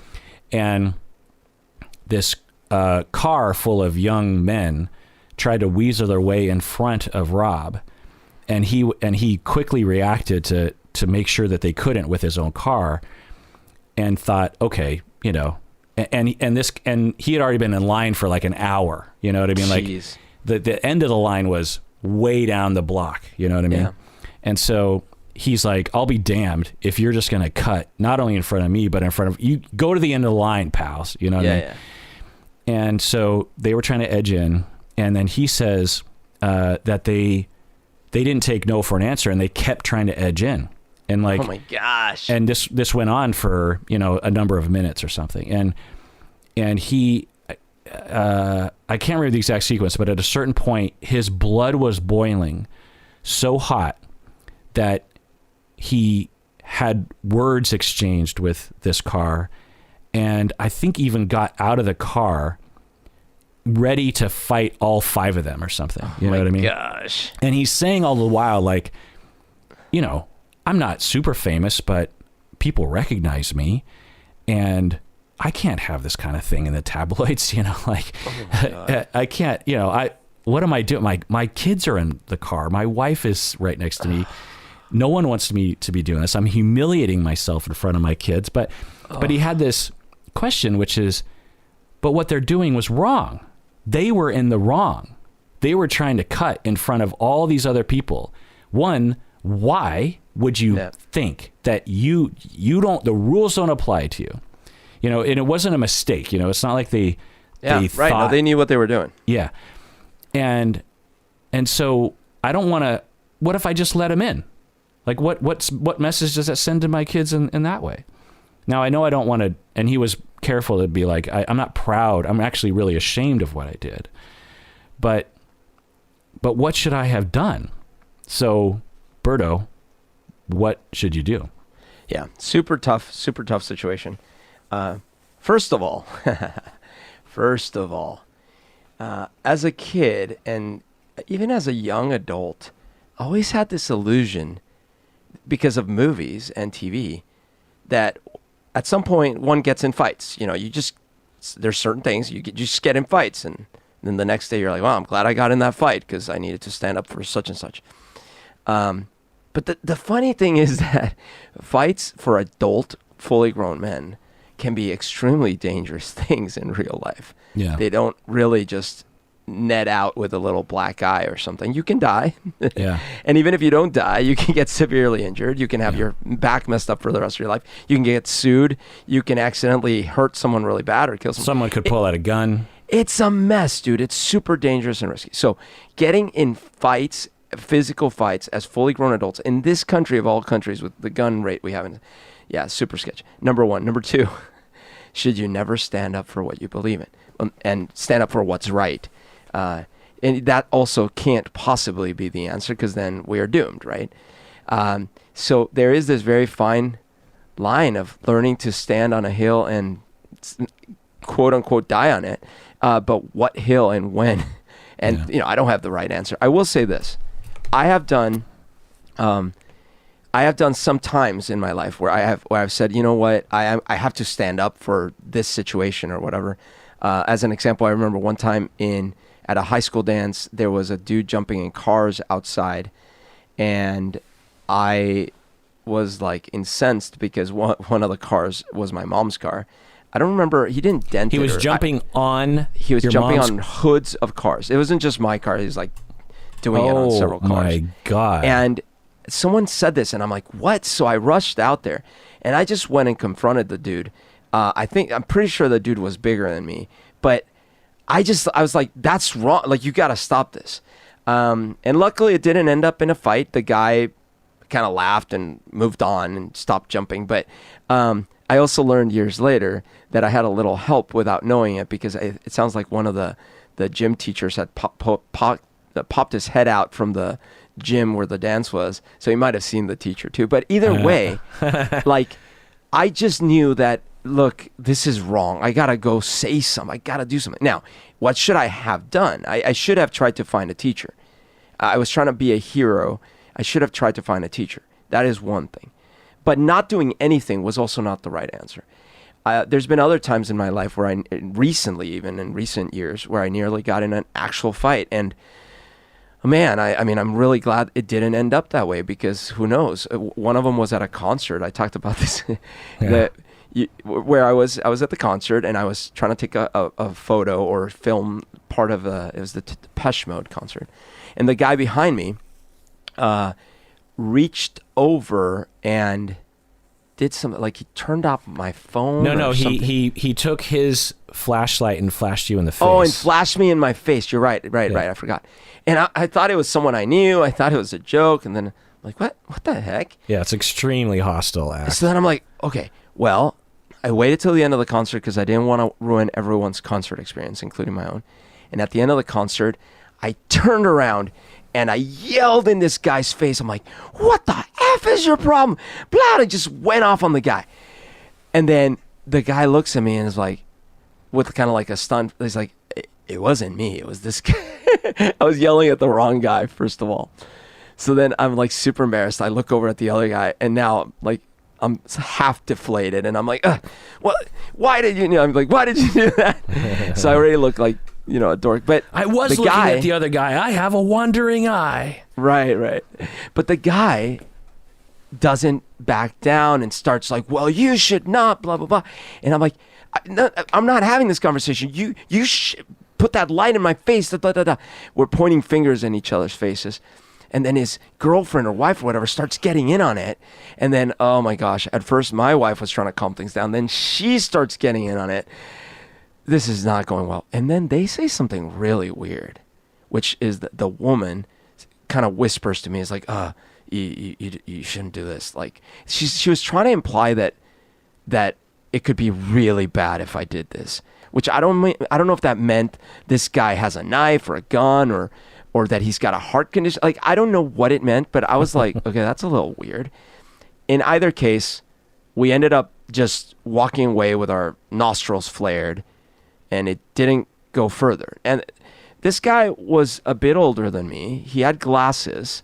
He didn't look particularly intimidating, but honestly, you never know in this life. No. He could be a jiu-jitsu master. He could have 6 guns on it. Well, I don't know, right? Even if you're not, like, a lucky punch to the nose, and you fall weird with your head on a chair. And what if? Absolutely. What if he misses me and hits my wife and she, whatever? Yeah. Listen, it would have been really bad. Not to mention, this is before I had health issues. What if this had triggered my? Oh, whatever. Yeah. It's just bad all around. And that was nothing, right? Like, that's some dude flashing a light in my head. In this case that he's describing, should you do nothing? No, absolutely. You should do something. Honk your horn, pop out, say no. And the way I would do it, if I'm being rational, is like, assume they just don't know. Like, just assume best intentions. Or even act like. Yeah, act like, oh, I'm so sorry. Like, we're actually been here for an hour. Yeah. Can you, the line's over there. Sorry. Now, you at some point do have to gauge if these people seemed really ill-intentioned. They might appear violent, let alone if they flash a gun or something like that.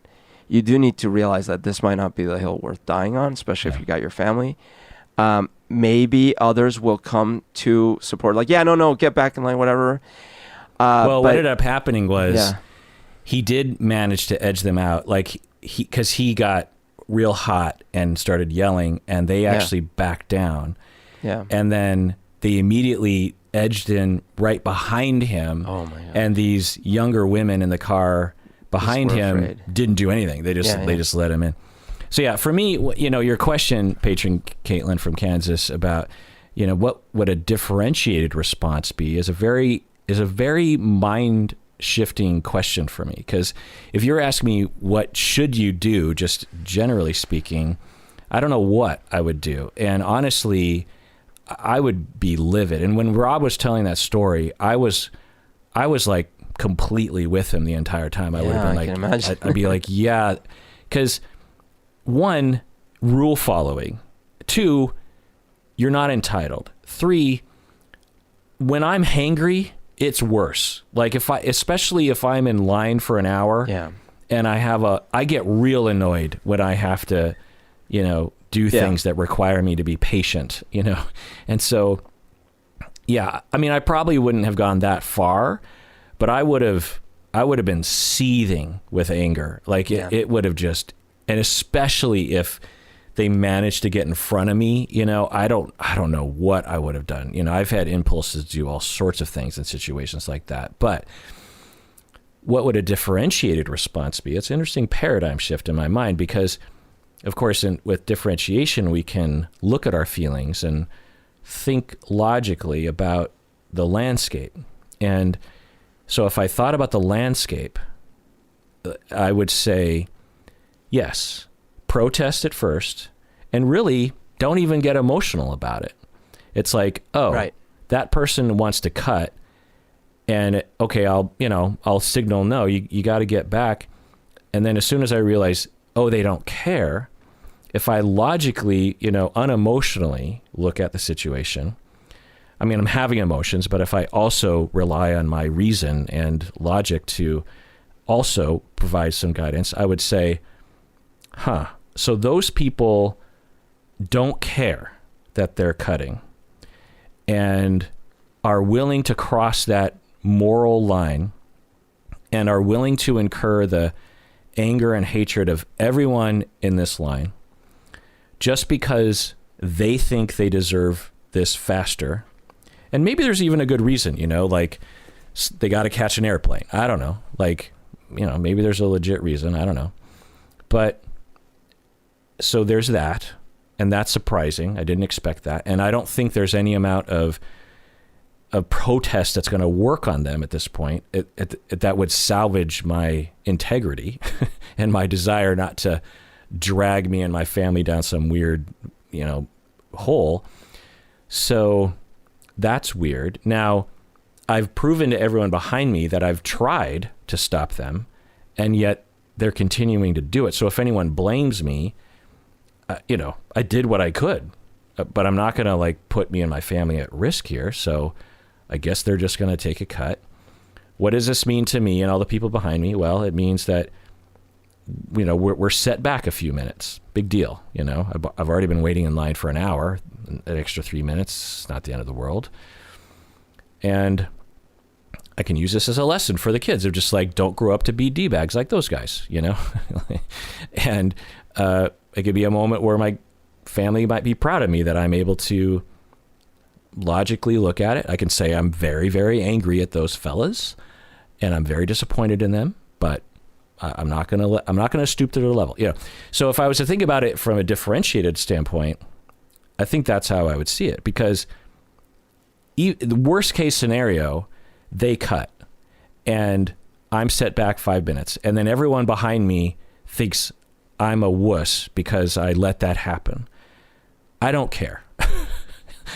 The alternative is I ruin my body and mood with cortisol, because when I get into that state, it really does. It's a wreck.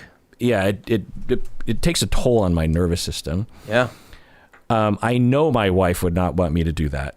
She would do everything to prevent me from getting out of the car. She'd be like, no, you're not doing this. You're not doing Yeah. Calm down. Do not, do this right now. So I'd be scaring her at the very least. Yeah. Obviously I'd be putting myself at risk. And for what?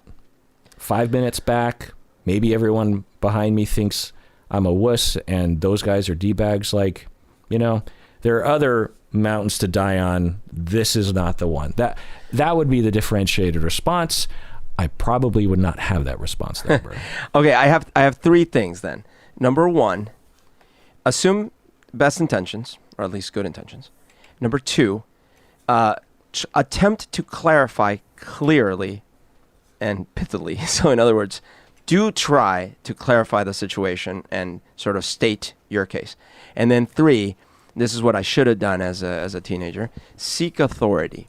Because, and I don't care, you talk about oh, well, he's snitching. I don't give a crap. You're cutting, so F off. I now that I'm thinking about it, again, if I had the wherewithal to do these three steps, is I assume best intentions. I poke out. I'm like, oh, I'm so sorry. No, we've actually been waiting. The line's back there. No, we're still doing it. Oh, okay, well, 1 second. Park, get out, go to the window.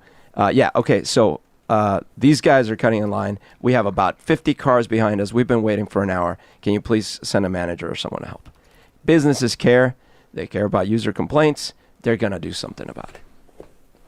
Yeah, it's another option. Absolutely. And then, of course, if the guys are like, oh, you telling us flash violence? Okay, I'll back off and stuff, and hopefully the restaurant can do something. What if the restaurant doesn't do anything? No, I mean, I'm not going to go get in a gunfight, right? I'm just saying, if the restaurant doesn't do anything, then we are out of options. Now, I might not patron the restaurant if they're not going to follow their own rules and they're going to put us, whatever, right? But, yeah, you got to try to do what you can do. So, Berto, It's been 2 hours, but lightning round, we're almost done. Are we really? Okay. Yeah. Okay, so Lean Donut, he writes, good morning, Dr. Hunter. I just wanted to reach out to you, the pod wife, and Umberto, and wish you a very happy new year. Okay, so this is an old email. Favorite video game, Berto? Just pick one for a lightning round. Okay, for me, it's Empire, which is a game from the 80s, and it's like Civilization, but very low-res 8-bit kind of game. Another email from anonymous listener. She writes, I met a guy. He was really into me, and we got into a relationship. It was my first relationship, so I didn't know how to act, but he was patient and understanding. So first relationship, I didn't know what to do. He was patient and understanding. He taught me to accept my body and to enjoy sex without shame. We had a really strong bond, and I felt safe with him. He was so much in love that he wanted to marry me. It all sounds good and acceptable, right? Now, if I tell you that I was 14 at the time and he was 26, I guess you would see the matter differently. At the time, everyone tried to convince me that it was wrong. I am 24 now, and I think that the rejection from my family was much more harmful to me than this relationship. They forced me to end it with him. At the time, my 22-year-old brother was dating a 16-year-old girl, and that was okay. Even now, my family members think I did something disgusting and immoral by having that relationship. Can you please tell me what harm can be caused by a teenager having a relationship with an adult? Why is it so unacceptable? The age of consent in my country is 15, so technically there shouldn't be a problem. I think Umberto's perspective would be helpful in this case. I love his humor, by the way. There's so one. So obviously this person has no judgment. I mean, that's clear, but just joking. So what do you think, Berto? So she's saying that so what was the age again? He was 26. She was 14, he was 26. She was 14, he was 26. And it sounds to me like what she's saying is the relationship was actually great and not harmful or exploitative to her, according to her. But the harm was actually the way everyone reacted to her and the way they still judge her about it. So what do you think? That's so interesting, man. First of all, with kids, they often tell you to treat the symptoms, not the thermometer reading. Meaning that, sometimes your kid's got like 102, 103 temperature, and so you're kind of going crazy. But but they seem in good spirits and things like that. So, whereas sometimes they might only have 99, and yet they're pale and like barely being able to move. And so, why do I bring that up? It is true that we kind of draw these lines in the sand, and we say, well, thou shalt be 18 before thou blah blah blah, and you can't drink till this, and and it's one size fits all, right? Like, and it's, at least in this country, it's 18 for age of consent and whatnot, and it's one size fits all, and we don't really have the ability, time, money, ability, etc., as a society to take everything case by case. I mean, you can at the court level, but certainly not in trying to set rules. And so I think that is necessary to some extent. But yeah, it's quite possible that in some cases a relationship is, perceived as healthy. I will say there is the person narrating right now is the person that was in the relationship. So of course it is a biased perspective. We're only hearing one side of the story. That said, I don't doubt that aspects of the relationship felt really positive about it, and that aspects of what the family was doing felt really negative. I could totally imagine that. What do you mean you're only hearing one side of the story? Because, we're hearing from the young person who supposedly was being abused. So are you saying if we heard from him, we might hear... Like, you would have only heard my side of the story at 19, I think, when I was telling my buddy in college that, I got to do sex stuff with a babysitter when I was 5, right? Oh, I see. And I would have said, yeah, it was fine. Now, that's a very different situation. I was way, way younger. But from my perspective, even as an adult at first, my perspective was like, not only there was nothing wrong with that, I felt kind of cool, in a cool club for having done that. So I'm just saying that it's somewhat hard to determine plus this person's still young, right? They're still a very young person. So it's kind of hard to know for sure, was the relationship all good and all these things, and was everything the family did wrong? It's a biased observation. But putting that aside for a second, I had I think there was sort of an understanding when I was in high school that the more popular, attractive women in our class were dating older people that were not in high school. That was quite common. Girlfriend I dated had multiple boyfriends that were in their mid to late 20s. in high school, while she was in high school. And that wasn't unique. There were others. I don't know if that's changed over time, but it used to be sort of a thing. I never understood it. I never thought it was so great, but it wasn't that bizarre. And so I do know that cultural norms change. There's different pockets around the world where age differences are, what's interesting too is that she said that the age of consent is 15 and she was 14. So that's really interesting because there's only a year difference there, which makes me wonder why the reaction was so strong from the family. If there was something else going on there. It also sounds there was quite a bit of sexism because the brother had a nearly identical situation and yet they were fine with it. I wonder if it's because 15 is the age of consent, so whatever. But in the end, it's hard to know without having been there, without knowing everything. I will say, developmental stages, I do believe are important. I do believe that when one is 14, you are at a different stage than when you're in your mid-20s. I think that can cause an imbalance, but it might work for some people. And yeah. Okay. So what I'll say is that it's complicated. So number one, child abuse is wrong, obviously, and it happens frequently. And often when we see these sorts of age differences, it is abusive, meaning that the younger person will incur damage to their psychology, life and body or whatever, and will suffer to some degree, sometimes to a great degree, for a long time, if not the rest of their life, from these kinds of exploitations. Even if the older person isn't intending on being exploitative, they might expose the younger person to things that are harmful.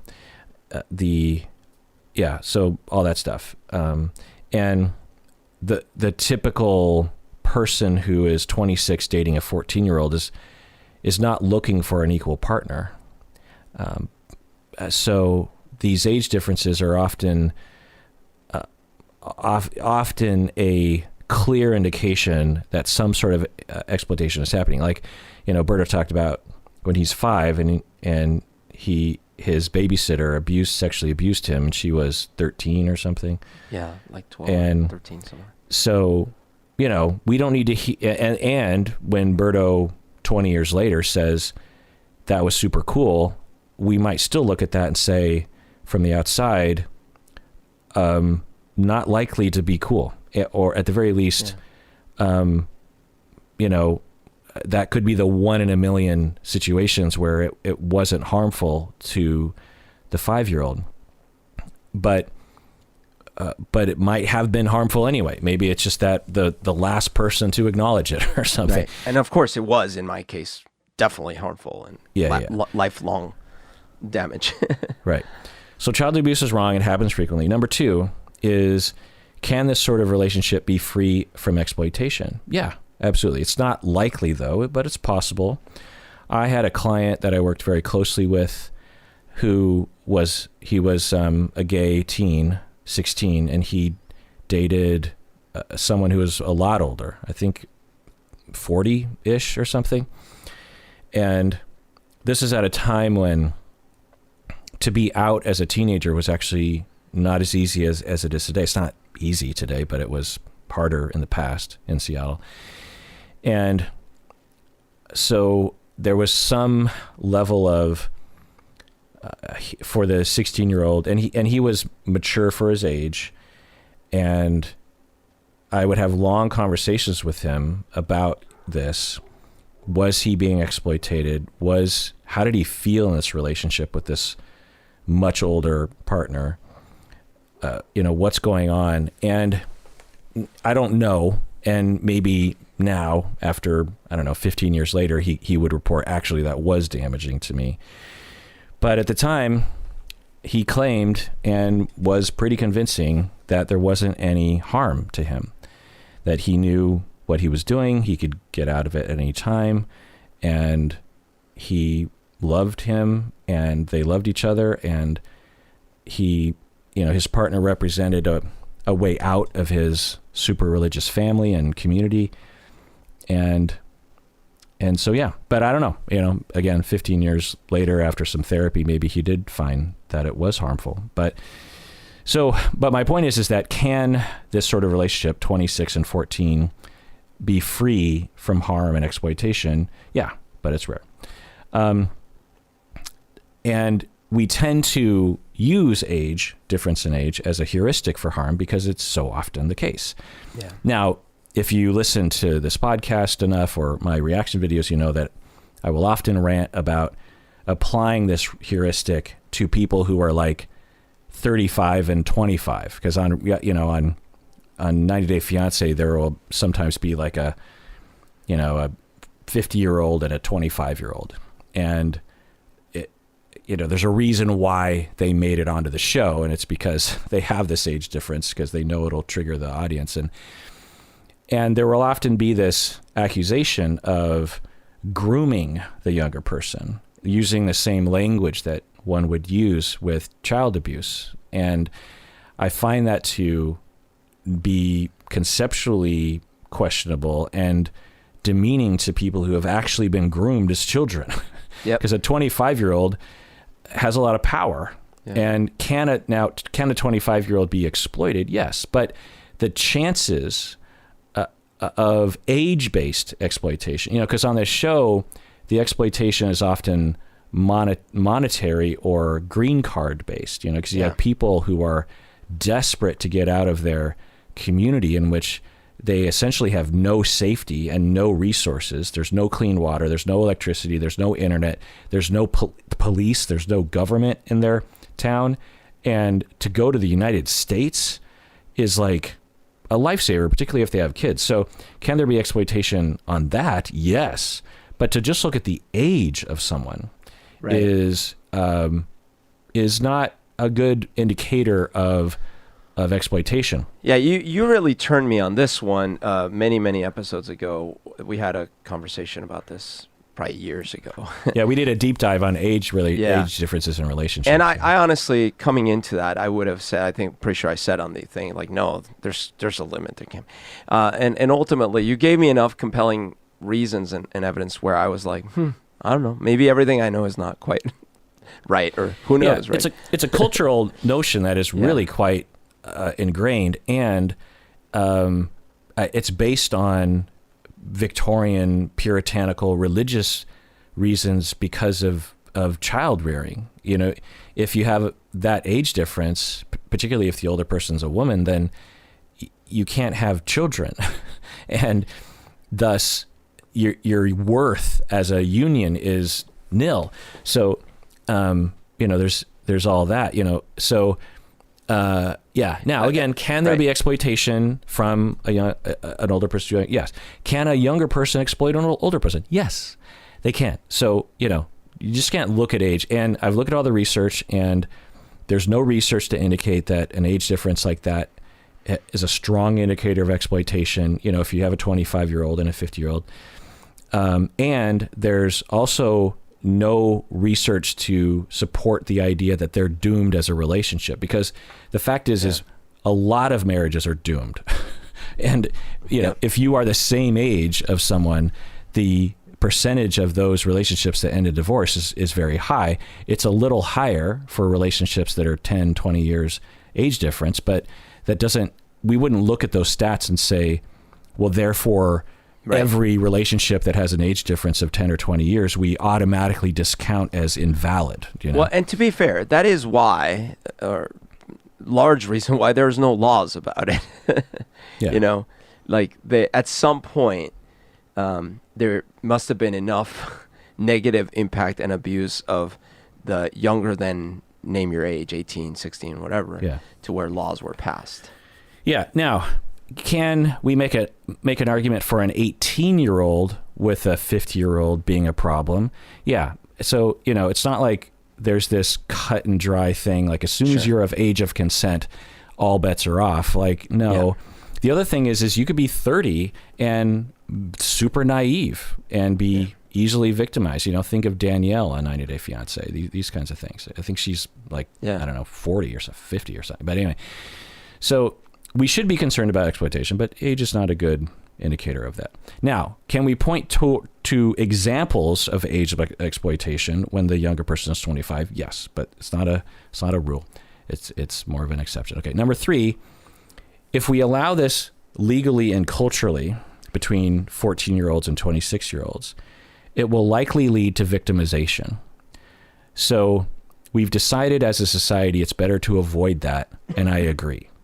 So in terms of the law and in terms of considering what is taboo, I'm fine with sacrificing the occasional 14 and 26-year-old relationships that might not be exploitative, so that we don't allow all the other people to be exploited, So, right. So in terms of legal stuff, I'm 100% behind those kinds of laws. Number 4, could you discover harm in the future, as we were talking about? Yeah, like Berto, you could discover there was harm in the future. So, time will tell. But I don't want to discount your take on it now. Number 5, do we jump to conclusions based on age? Yes. Number 6, even if you were harmed, might it have been an overall good thing? Possibly. You might in the end say like, well, yeah, I mean, there were things about our relationship and about him and his age that did, I did incur some level of ongoing relational trauma from that, or mild complexes around it. Yeah. But overall, as you're saying, that anonymous listener, it was liberating to you in a lot of ways. I mean, according to you, who knows how you'll see this in 20 years, but he taught you how to accept yourself and accept your body and enjoy sex without shame. And you felt really safe with him, and you felt really in love with him, and it felt good, and you felt validated as a human being. Number 7, did you do something immoral and disgusting, as your family says? No. Nope. You fell in love with someone, and you were with them as a romantic partner, and you're fine in my book. Now, someone can make a religious argument, but religions make rules about all sorts of silly things. Like you can't, touch a woman when she's menstruating. So let's just put religion in its place, which is it's not science. Yeah. It's not fact. It's a belief system that you can have, but it's not universally humanistically applied across the board. And it sounds like in either case, even if there had been abuse, even if she'll discover it later, whatever, it does sound to me like the family's response was far from ideal and supportive. Right. And what I would imagine, I could see a narrative 20 years from now after therapy, anonymous listener, that you develop an hypothesis or a conceptualization of your teenage years as I was being emotionally abused by my family. And someone came along who pulled me out of that. And if I had a better family, I probably wouldn't have dated him because he was so old. I would have dated someone my own age, or I would have bonded with my family. Yeah. Because, I wouldn't have needed to date someone. I was 14, who needs to have a boyfriend? You don't have to have a boyfriend at 14, right. But because I was so desperate for someone to love me, for someone to make me feel safe, for someone to validate me, and this guy, really pursued me, and it felt good to have someone actually listen to me and care about my feelings. And so, yeah. And looking back, I think even though it's not ideal, it was the best thing that could have happened to me given the environment that I was in. Yeah. I don't know. But keep exploring it in therapy. An anonymous patron wrote in and said, because a long time ago we did an episode about moving, right? Did we do? Yeah.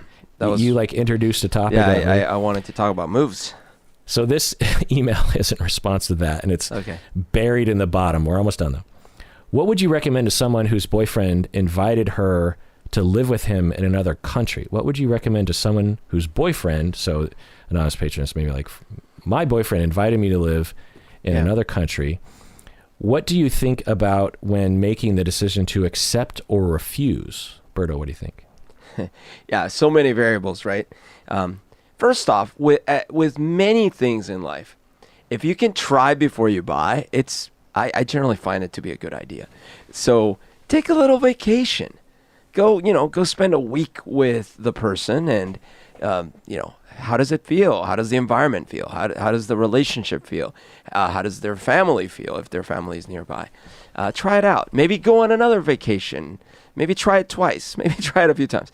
Also, how old are we talking? Are you both settled? Are you leaving a big career behind? Are you leaving school behind? Like what are the trade-offs here? Because it can feel really alluring to if this is a new relationship, you want to spend all your time with this person. The world just revolves around this. However, you still have to keep on living the rest of your life. And if you make too many trade-offs for a short-term pleasure center, you might live to regret it. So I would say, is there something inherently wrong? This is my perspective. Inherently wrong with moving for someone? No. I moved for my mom, basically. I mean, I also moved for me, but at 15, I left everything behind and moved to live with my mom in Tacoma. That was a kind of move for love in a way. But yeah.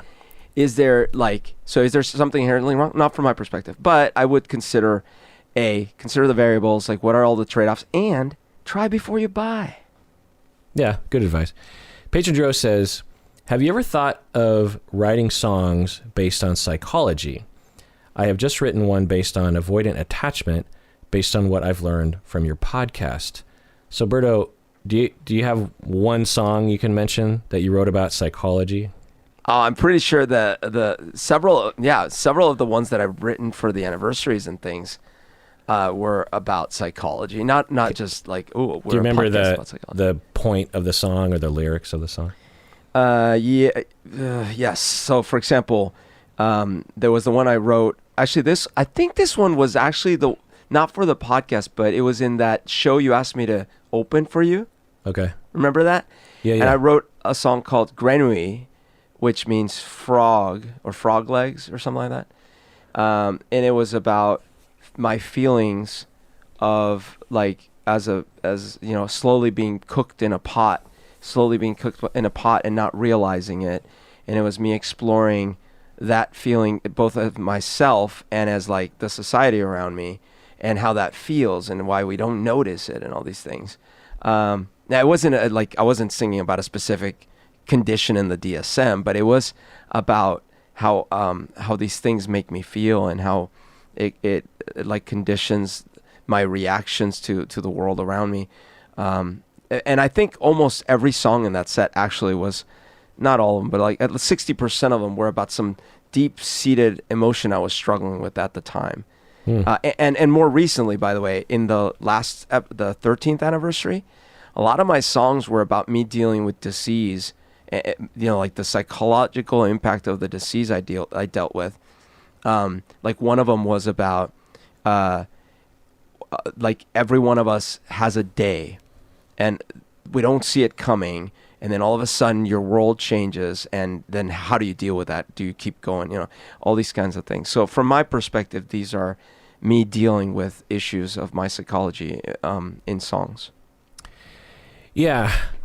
So the way I'll answer this is, there's probably similar to Berto, like a lot of songs or every song you could argue has something to do with psychology, if we think about it in the broad sense. But back when you emailed in, I actually wrote down a few songs that and pulled out the lyrics so I could talk about this, because one song is called Abandon, and it's actually on Spotify on Bread Knife Incident.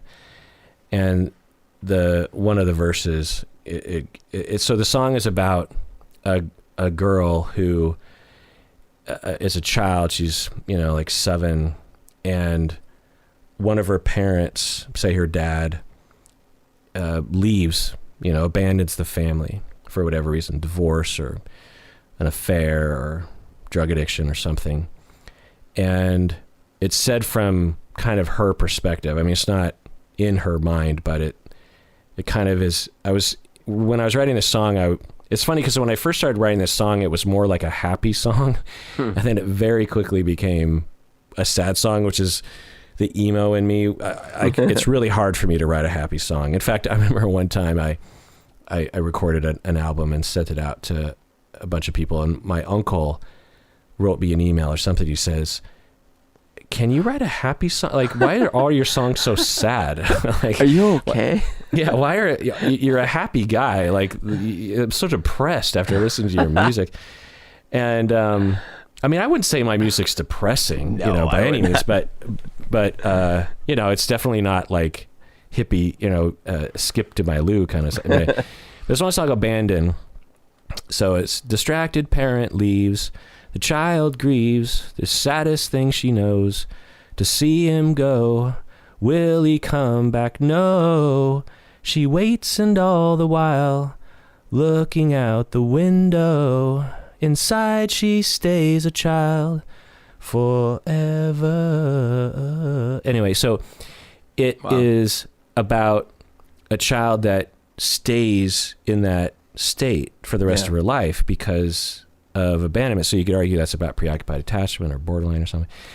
And then there's a new song that I've been writing that, I'm so involved in the podcast. My lyrics always reflect so I must have had a client that, spurred those lyrics back when I wrote it. And currently I wrote a song, and I don't write a lot of music these days, but and I think about the podcast listeners so often these days because there's so much part of my life that I was kind of writing a song to them, or a lot of them. And it was also it's also a pandemic song, but so it's, you want to be good enough to be loved. You want to be seen and seen from above. You want to be heard enough to just sleep, enough to just be. You're already there. So it's a song about, what it is, but it's also a message of like, I don't know exactly what the moral of the story is. When I end it with "you're already there," I don't want to imply like you just have to be positive or something. Like, I don't know. Maybe it's like you already are good, and you already are loved, and you already are seen, and you already are. And I'm with you. You're not alone. I'm with you in that way. And so, yeah, I don't know if I've ever described it. The first one you were talking about reminded me too that, so one of the songs I wrote a long time ago on piano was called "Counting Tiles," and it was about my mom leaving when I was a kid, and yeah, it's similar in it's similar in sentiment in that. It's told from the perspective of little me. Counting tiles refers to me basically just counting the tiles in the ceiling, waiting for her return.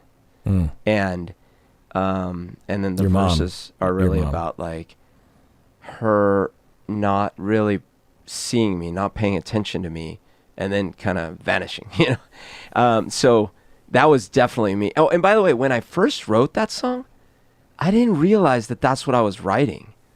Like, I was writing it because I started writing it way before, like probably 2001 or something. I started writing it, and I didn't really know that I was writing a song about my mom. But the lyrics were I would just write down the lyrics, and then I would sing it. And then slowly, it took me years to realize, oh, that's what this song is. Weird, And then I finally like committed to final lyrics, and it was really painful but also cathartic.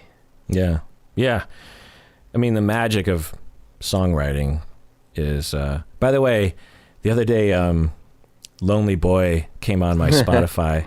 It's on my 70s playlist, and I think for the first time, because I was just laying there just listening, I wasn't doing anything, and for the first time that song, I realized what a musical masterpiece it is. Yeah. Because, when you listen to the lyrics or you just sing along with the song, it's a beautiful melody. It's well performed, but it's kind of a simple, it doesn't feel complicated. But if you listen to the music and the journey that he takes you on a pretty simple song, like he has he has a talent in that song for syncopation, through very simple chord progressions, but and he keeps it fresh. And yeah, it's just, and it's the precision, you know, because back then in the 70s they didn't have computers to clean things up. So slice and dice.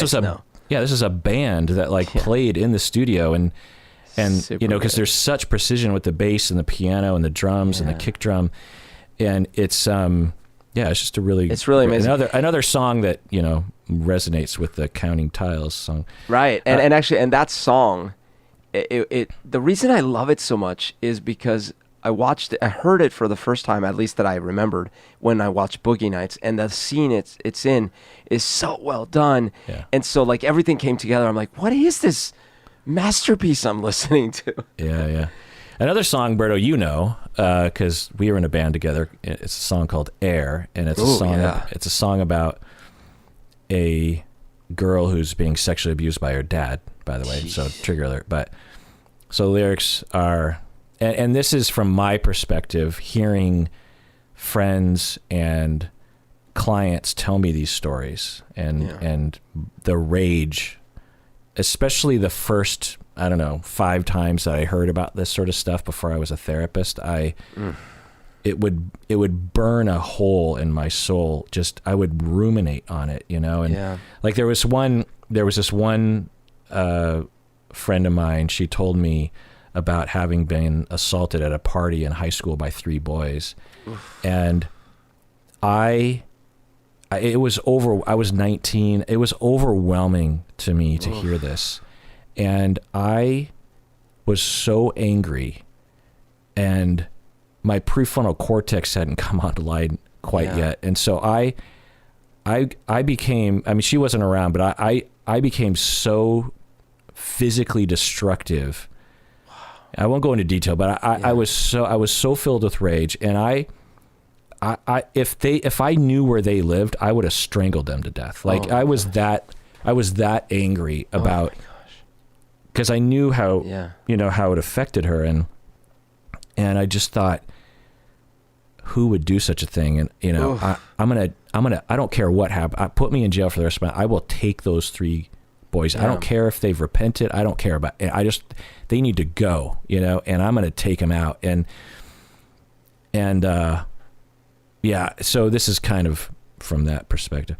Dance, little girl, dance with him all day long. But then at night, you wonder if there might be a knock on your white door. You hope it will not come. No, no, no more. I want to hurt him oh so. Don't you know the harmonies? The harmonies. I want to hurt him oh so bad. Oh wait, there's a delay because we're on Zoom. Yeah. But Berto's was kid such a is good sick, song. so we're not in person. Such a I difficult. want to hurt him oh so bad. I want to give him pain, and that's the chorus. Just goes on and on from there. And a pretty dark song, and a dark chord progression. It's I don't know what you call it, like a Dorian thing. I loved playing that song too. He had a good bass line. He had a pretty interesting bass line, because the rest of the music was real sparse, but down low was a rumbling of Berto's bass line. And that song is also on Spotify for our band Missionary, so you can look that one up. But anyway, so yeah. And it also, I'm a little ripping off Elliott Smith, because he has a song where he talks about wanting to hurt someone. It's on Roman Candle, I believe. It's one of his very first songs. And so I feel bad about just ripping that off. But I did, you know, the lyrics come natural to me, and that and every time I sang that song live and whatnot, it felt good. Cathartic, I guess, to just do that. But listener, okay, just a few more. Lightning round. Listener Sean from San Diego says, could you discuss the cultural influences the 80s television show V, the miniseries? I'm sure you remember the series. I know I do. I'm a huge fan. Because you could discuss your thoughts. Perhaps you could discuss your thoughts regarding similar situations we are experiencing today. Berto, do you remember V? Oh, do I remember V? Oh my gosh. I'm assuming we're talking about the 80s version. Yeah. I loved that show. I don't know if you were the right age, but oh my gosh. First of all, I saw it in Colombia. I I didn't watch TV during that time, and my very good friends would talk about it all the time, but I probably just saw a couple episodes. It was one of the first shows where it wasn't episodic. You had to watch it. Oh, absolutely. It was like one long movie. And there were spoilers if you... So, I mean, first of all, when they played it in Colombia, it was probably the same here. Played on TV, and no one knew, there's no previews, there's no press, there's no internet. I knew nothing about it. So the whole reveal, like, spoiler alert, they're reptiles and stuff. Like, all of that was so shocking. I was like, what? They're aliens, reptiles, things. And I loved the action in it. I used to play pretend all the time that I was fighting the aliens. I loved Michael Ironside with his 2 Uzis, and so I would always I was like, okay, I got my 2 Uzis. My hallway in my house, the house that you never saw inside, but that we drove out. That was like the part of the hull of the spaceship, and I'd have to like gun, run, duck, slide down the hallway, shoot. Oh my gosh, so many times I was in a tunnel being chased by aliens. Obsessed by that show. So what does that have to say about our current society? So interesting, yes, because they come down, they make friends with the world's politicians, they promise the world, and of course all they want to do is harvest us. Now, ironically, the thing they want to do is what some people believe is being done by the elite. In a way, it's like harvest humans, basically. And they do propaganda really well, and they like convince a lot of people that they're friendly, and they it's so interesting. They leverage a lot of those ideas of like the propaganda from the war. They had like those posters, and they encourage everyone to join the V, essentially the Hitler Youth, the V Youth, and turn against neighbor, and up is down, down is up. Yeah, I hadn't thought about it at all. But are we freaking living through a V invasion? Oh, damn. Maybe. Patron Kate from Texas, she says, could you provide insight as to why there seems to be a lack of nuance and black and white thinking when we're online? There seems to be an all or nothing mentality by viewers of reality shows where there must be a good guy and a bad guy with little compassion for how previous difficulties may have impacted their reactions. Why do you think that is, Brito? No, that's totally untrue. That doesn't happen. This writer is a moron. Obviously, I'm kidding. Yeah. So I was talking about this earlier. The reactionary. Oh my gosh, we're so reactionary. So I think we see these shows, be it the reality show about a dating or a reality show about this, or it can be a documentary or any show. And just there's something that's stirred up in us that we just have to go and make our opinion heard, and our opinion has to be right. I have questioned myself on this point because I have felt that, and I have felt the need for validation. Like, when I was in therapy, one of the themes that we would often touch on is that I had this need for truth, and we would talk about it like I was obsessed with things not being accurate or truthful, and we talked about what that might have been. And in my case, a lot of it was that we thought that as a kid, I had all these questions like, why are you guys, my parents, why are you guys getting divorced? Like, why can't I see mom? Why can't you just get back together? Why this? Why that? Why do I have to move again? All these kinds of things. And there were never really satisfying answers. In fact, a lot of times the answer was like, it's just, adults, it's just kind of complicated, like things like that. And so we made a theory together with my therapist that perhaps I developed this sort of trauma from not having answers, and that then as an adult, I always wanted the truth, and then this translated into obsessive arguments with people, which I still have to this day, but it was, believe it or not, way worse, where I'd have to wrestle an argument to the ground, and they had to agree with my point of view, because if not, can there be no truth in this world? And I wonder if maybe I'm not so unique in this weird need, and that online it comes out and you're like, no, that thing that person said is not what my reality is. And if I let that slip, then will my reality crumble altogether?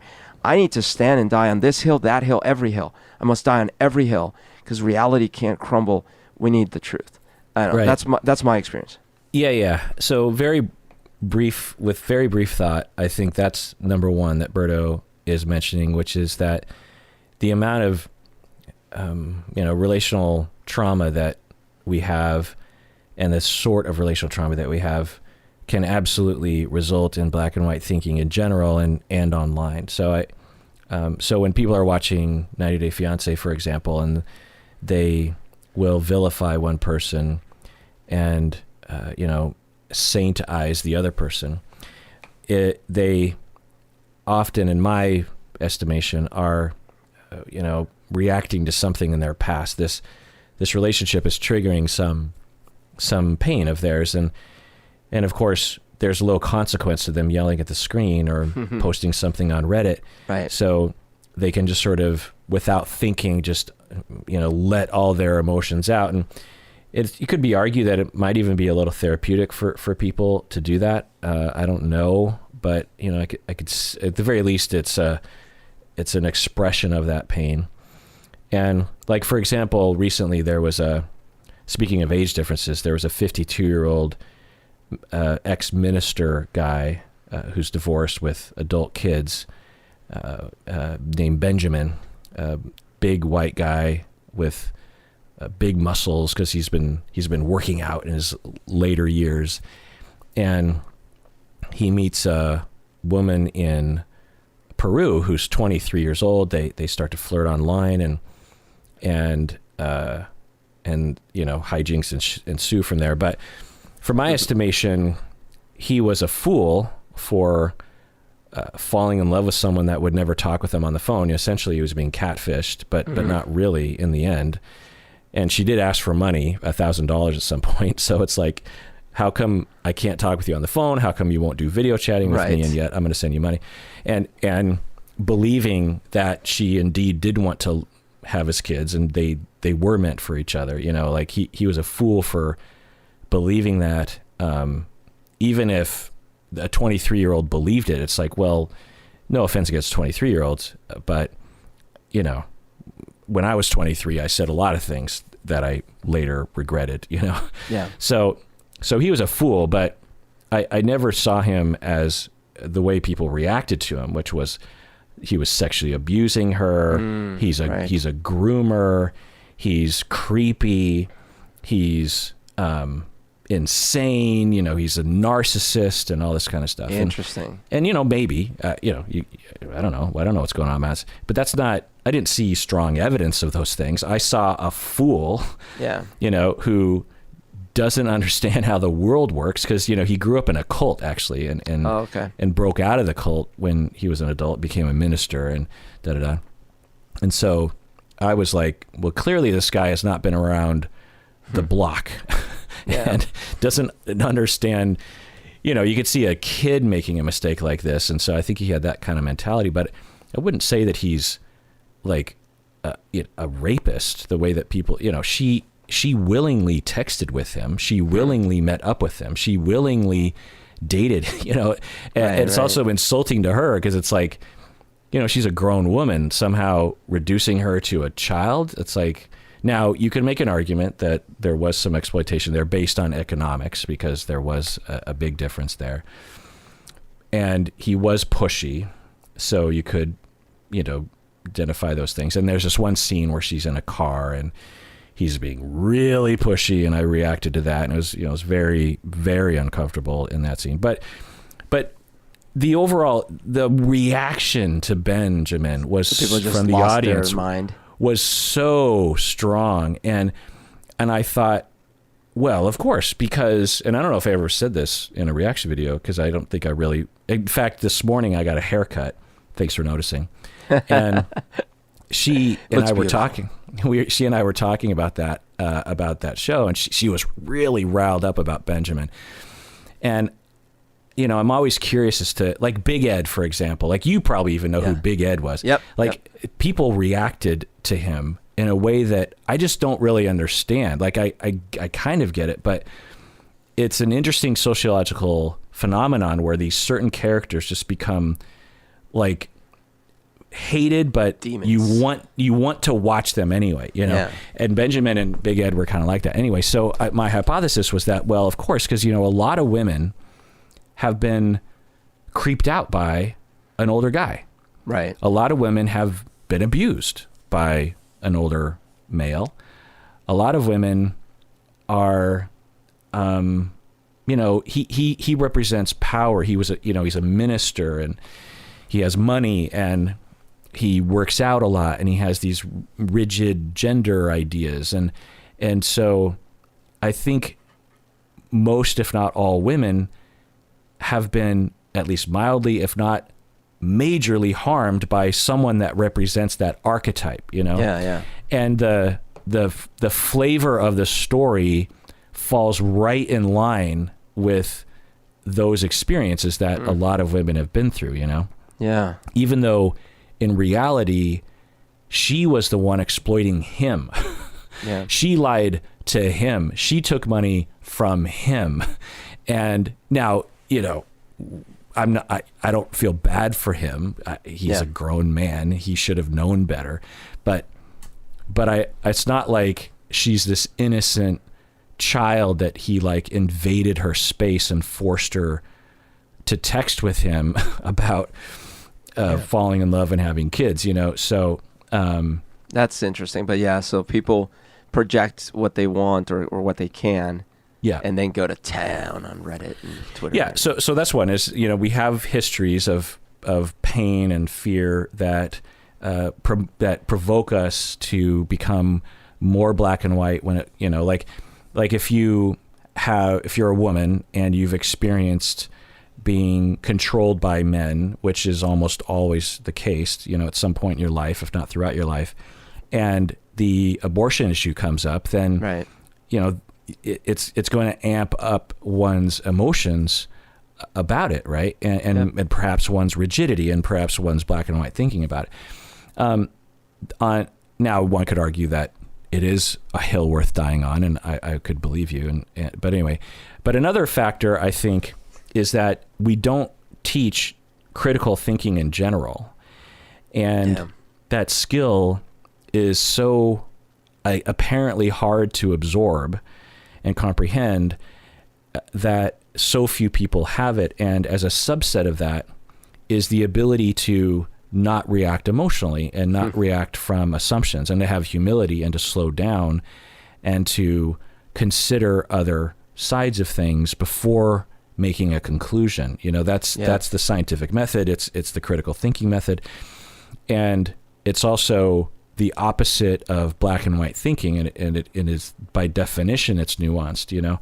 So I think it's both those things. We have an emotional reason for being black and white, and we have perhaps an educational, cultural reason, because it's not, you know, if you go on Twitter and you're like, I have a gray take on this, and I'm not really quite sure if I'm right or I'm wrong. Like, no one's going to retweet that. Like, it literally never gets interacted with. Social rewards extreme.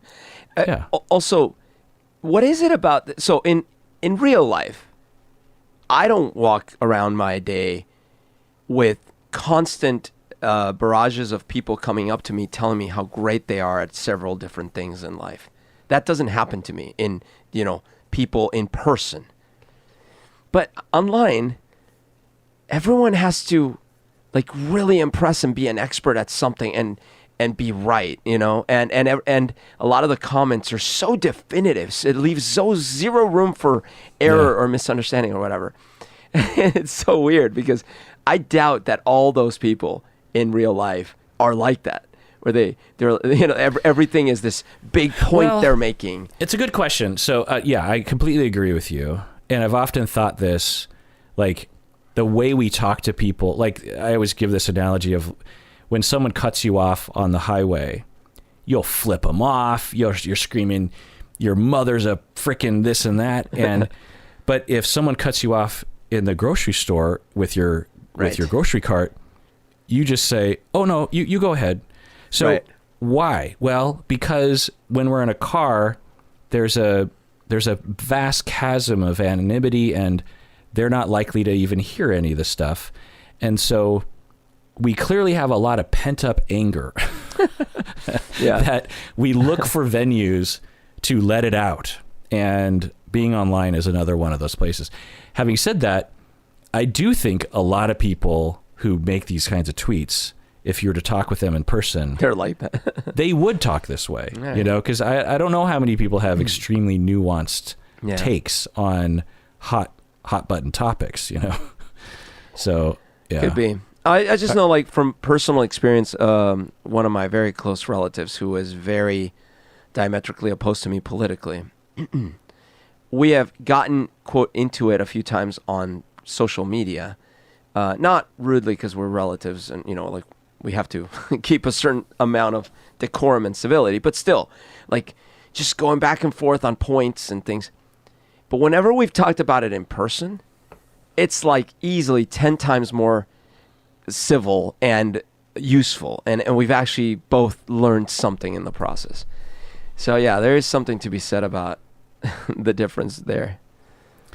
All right, Berto, almost 3 hours. There's still like a couple more, but lightning round. But I feel like they're kind of there's like a couple on the Beatles, but I feel like we should just do a full episode on the Beatles, analyzing them as a family system. And then there's one from upper tier patron Hannah, who wants us to take some.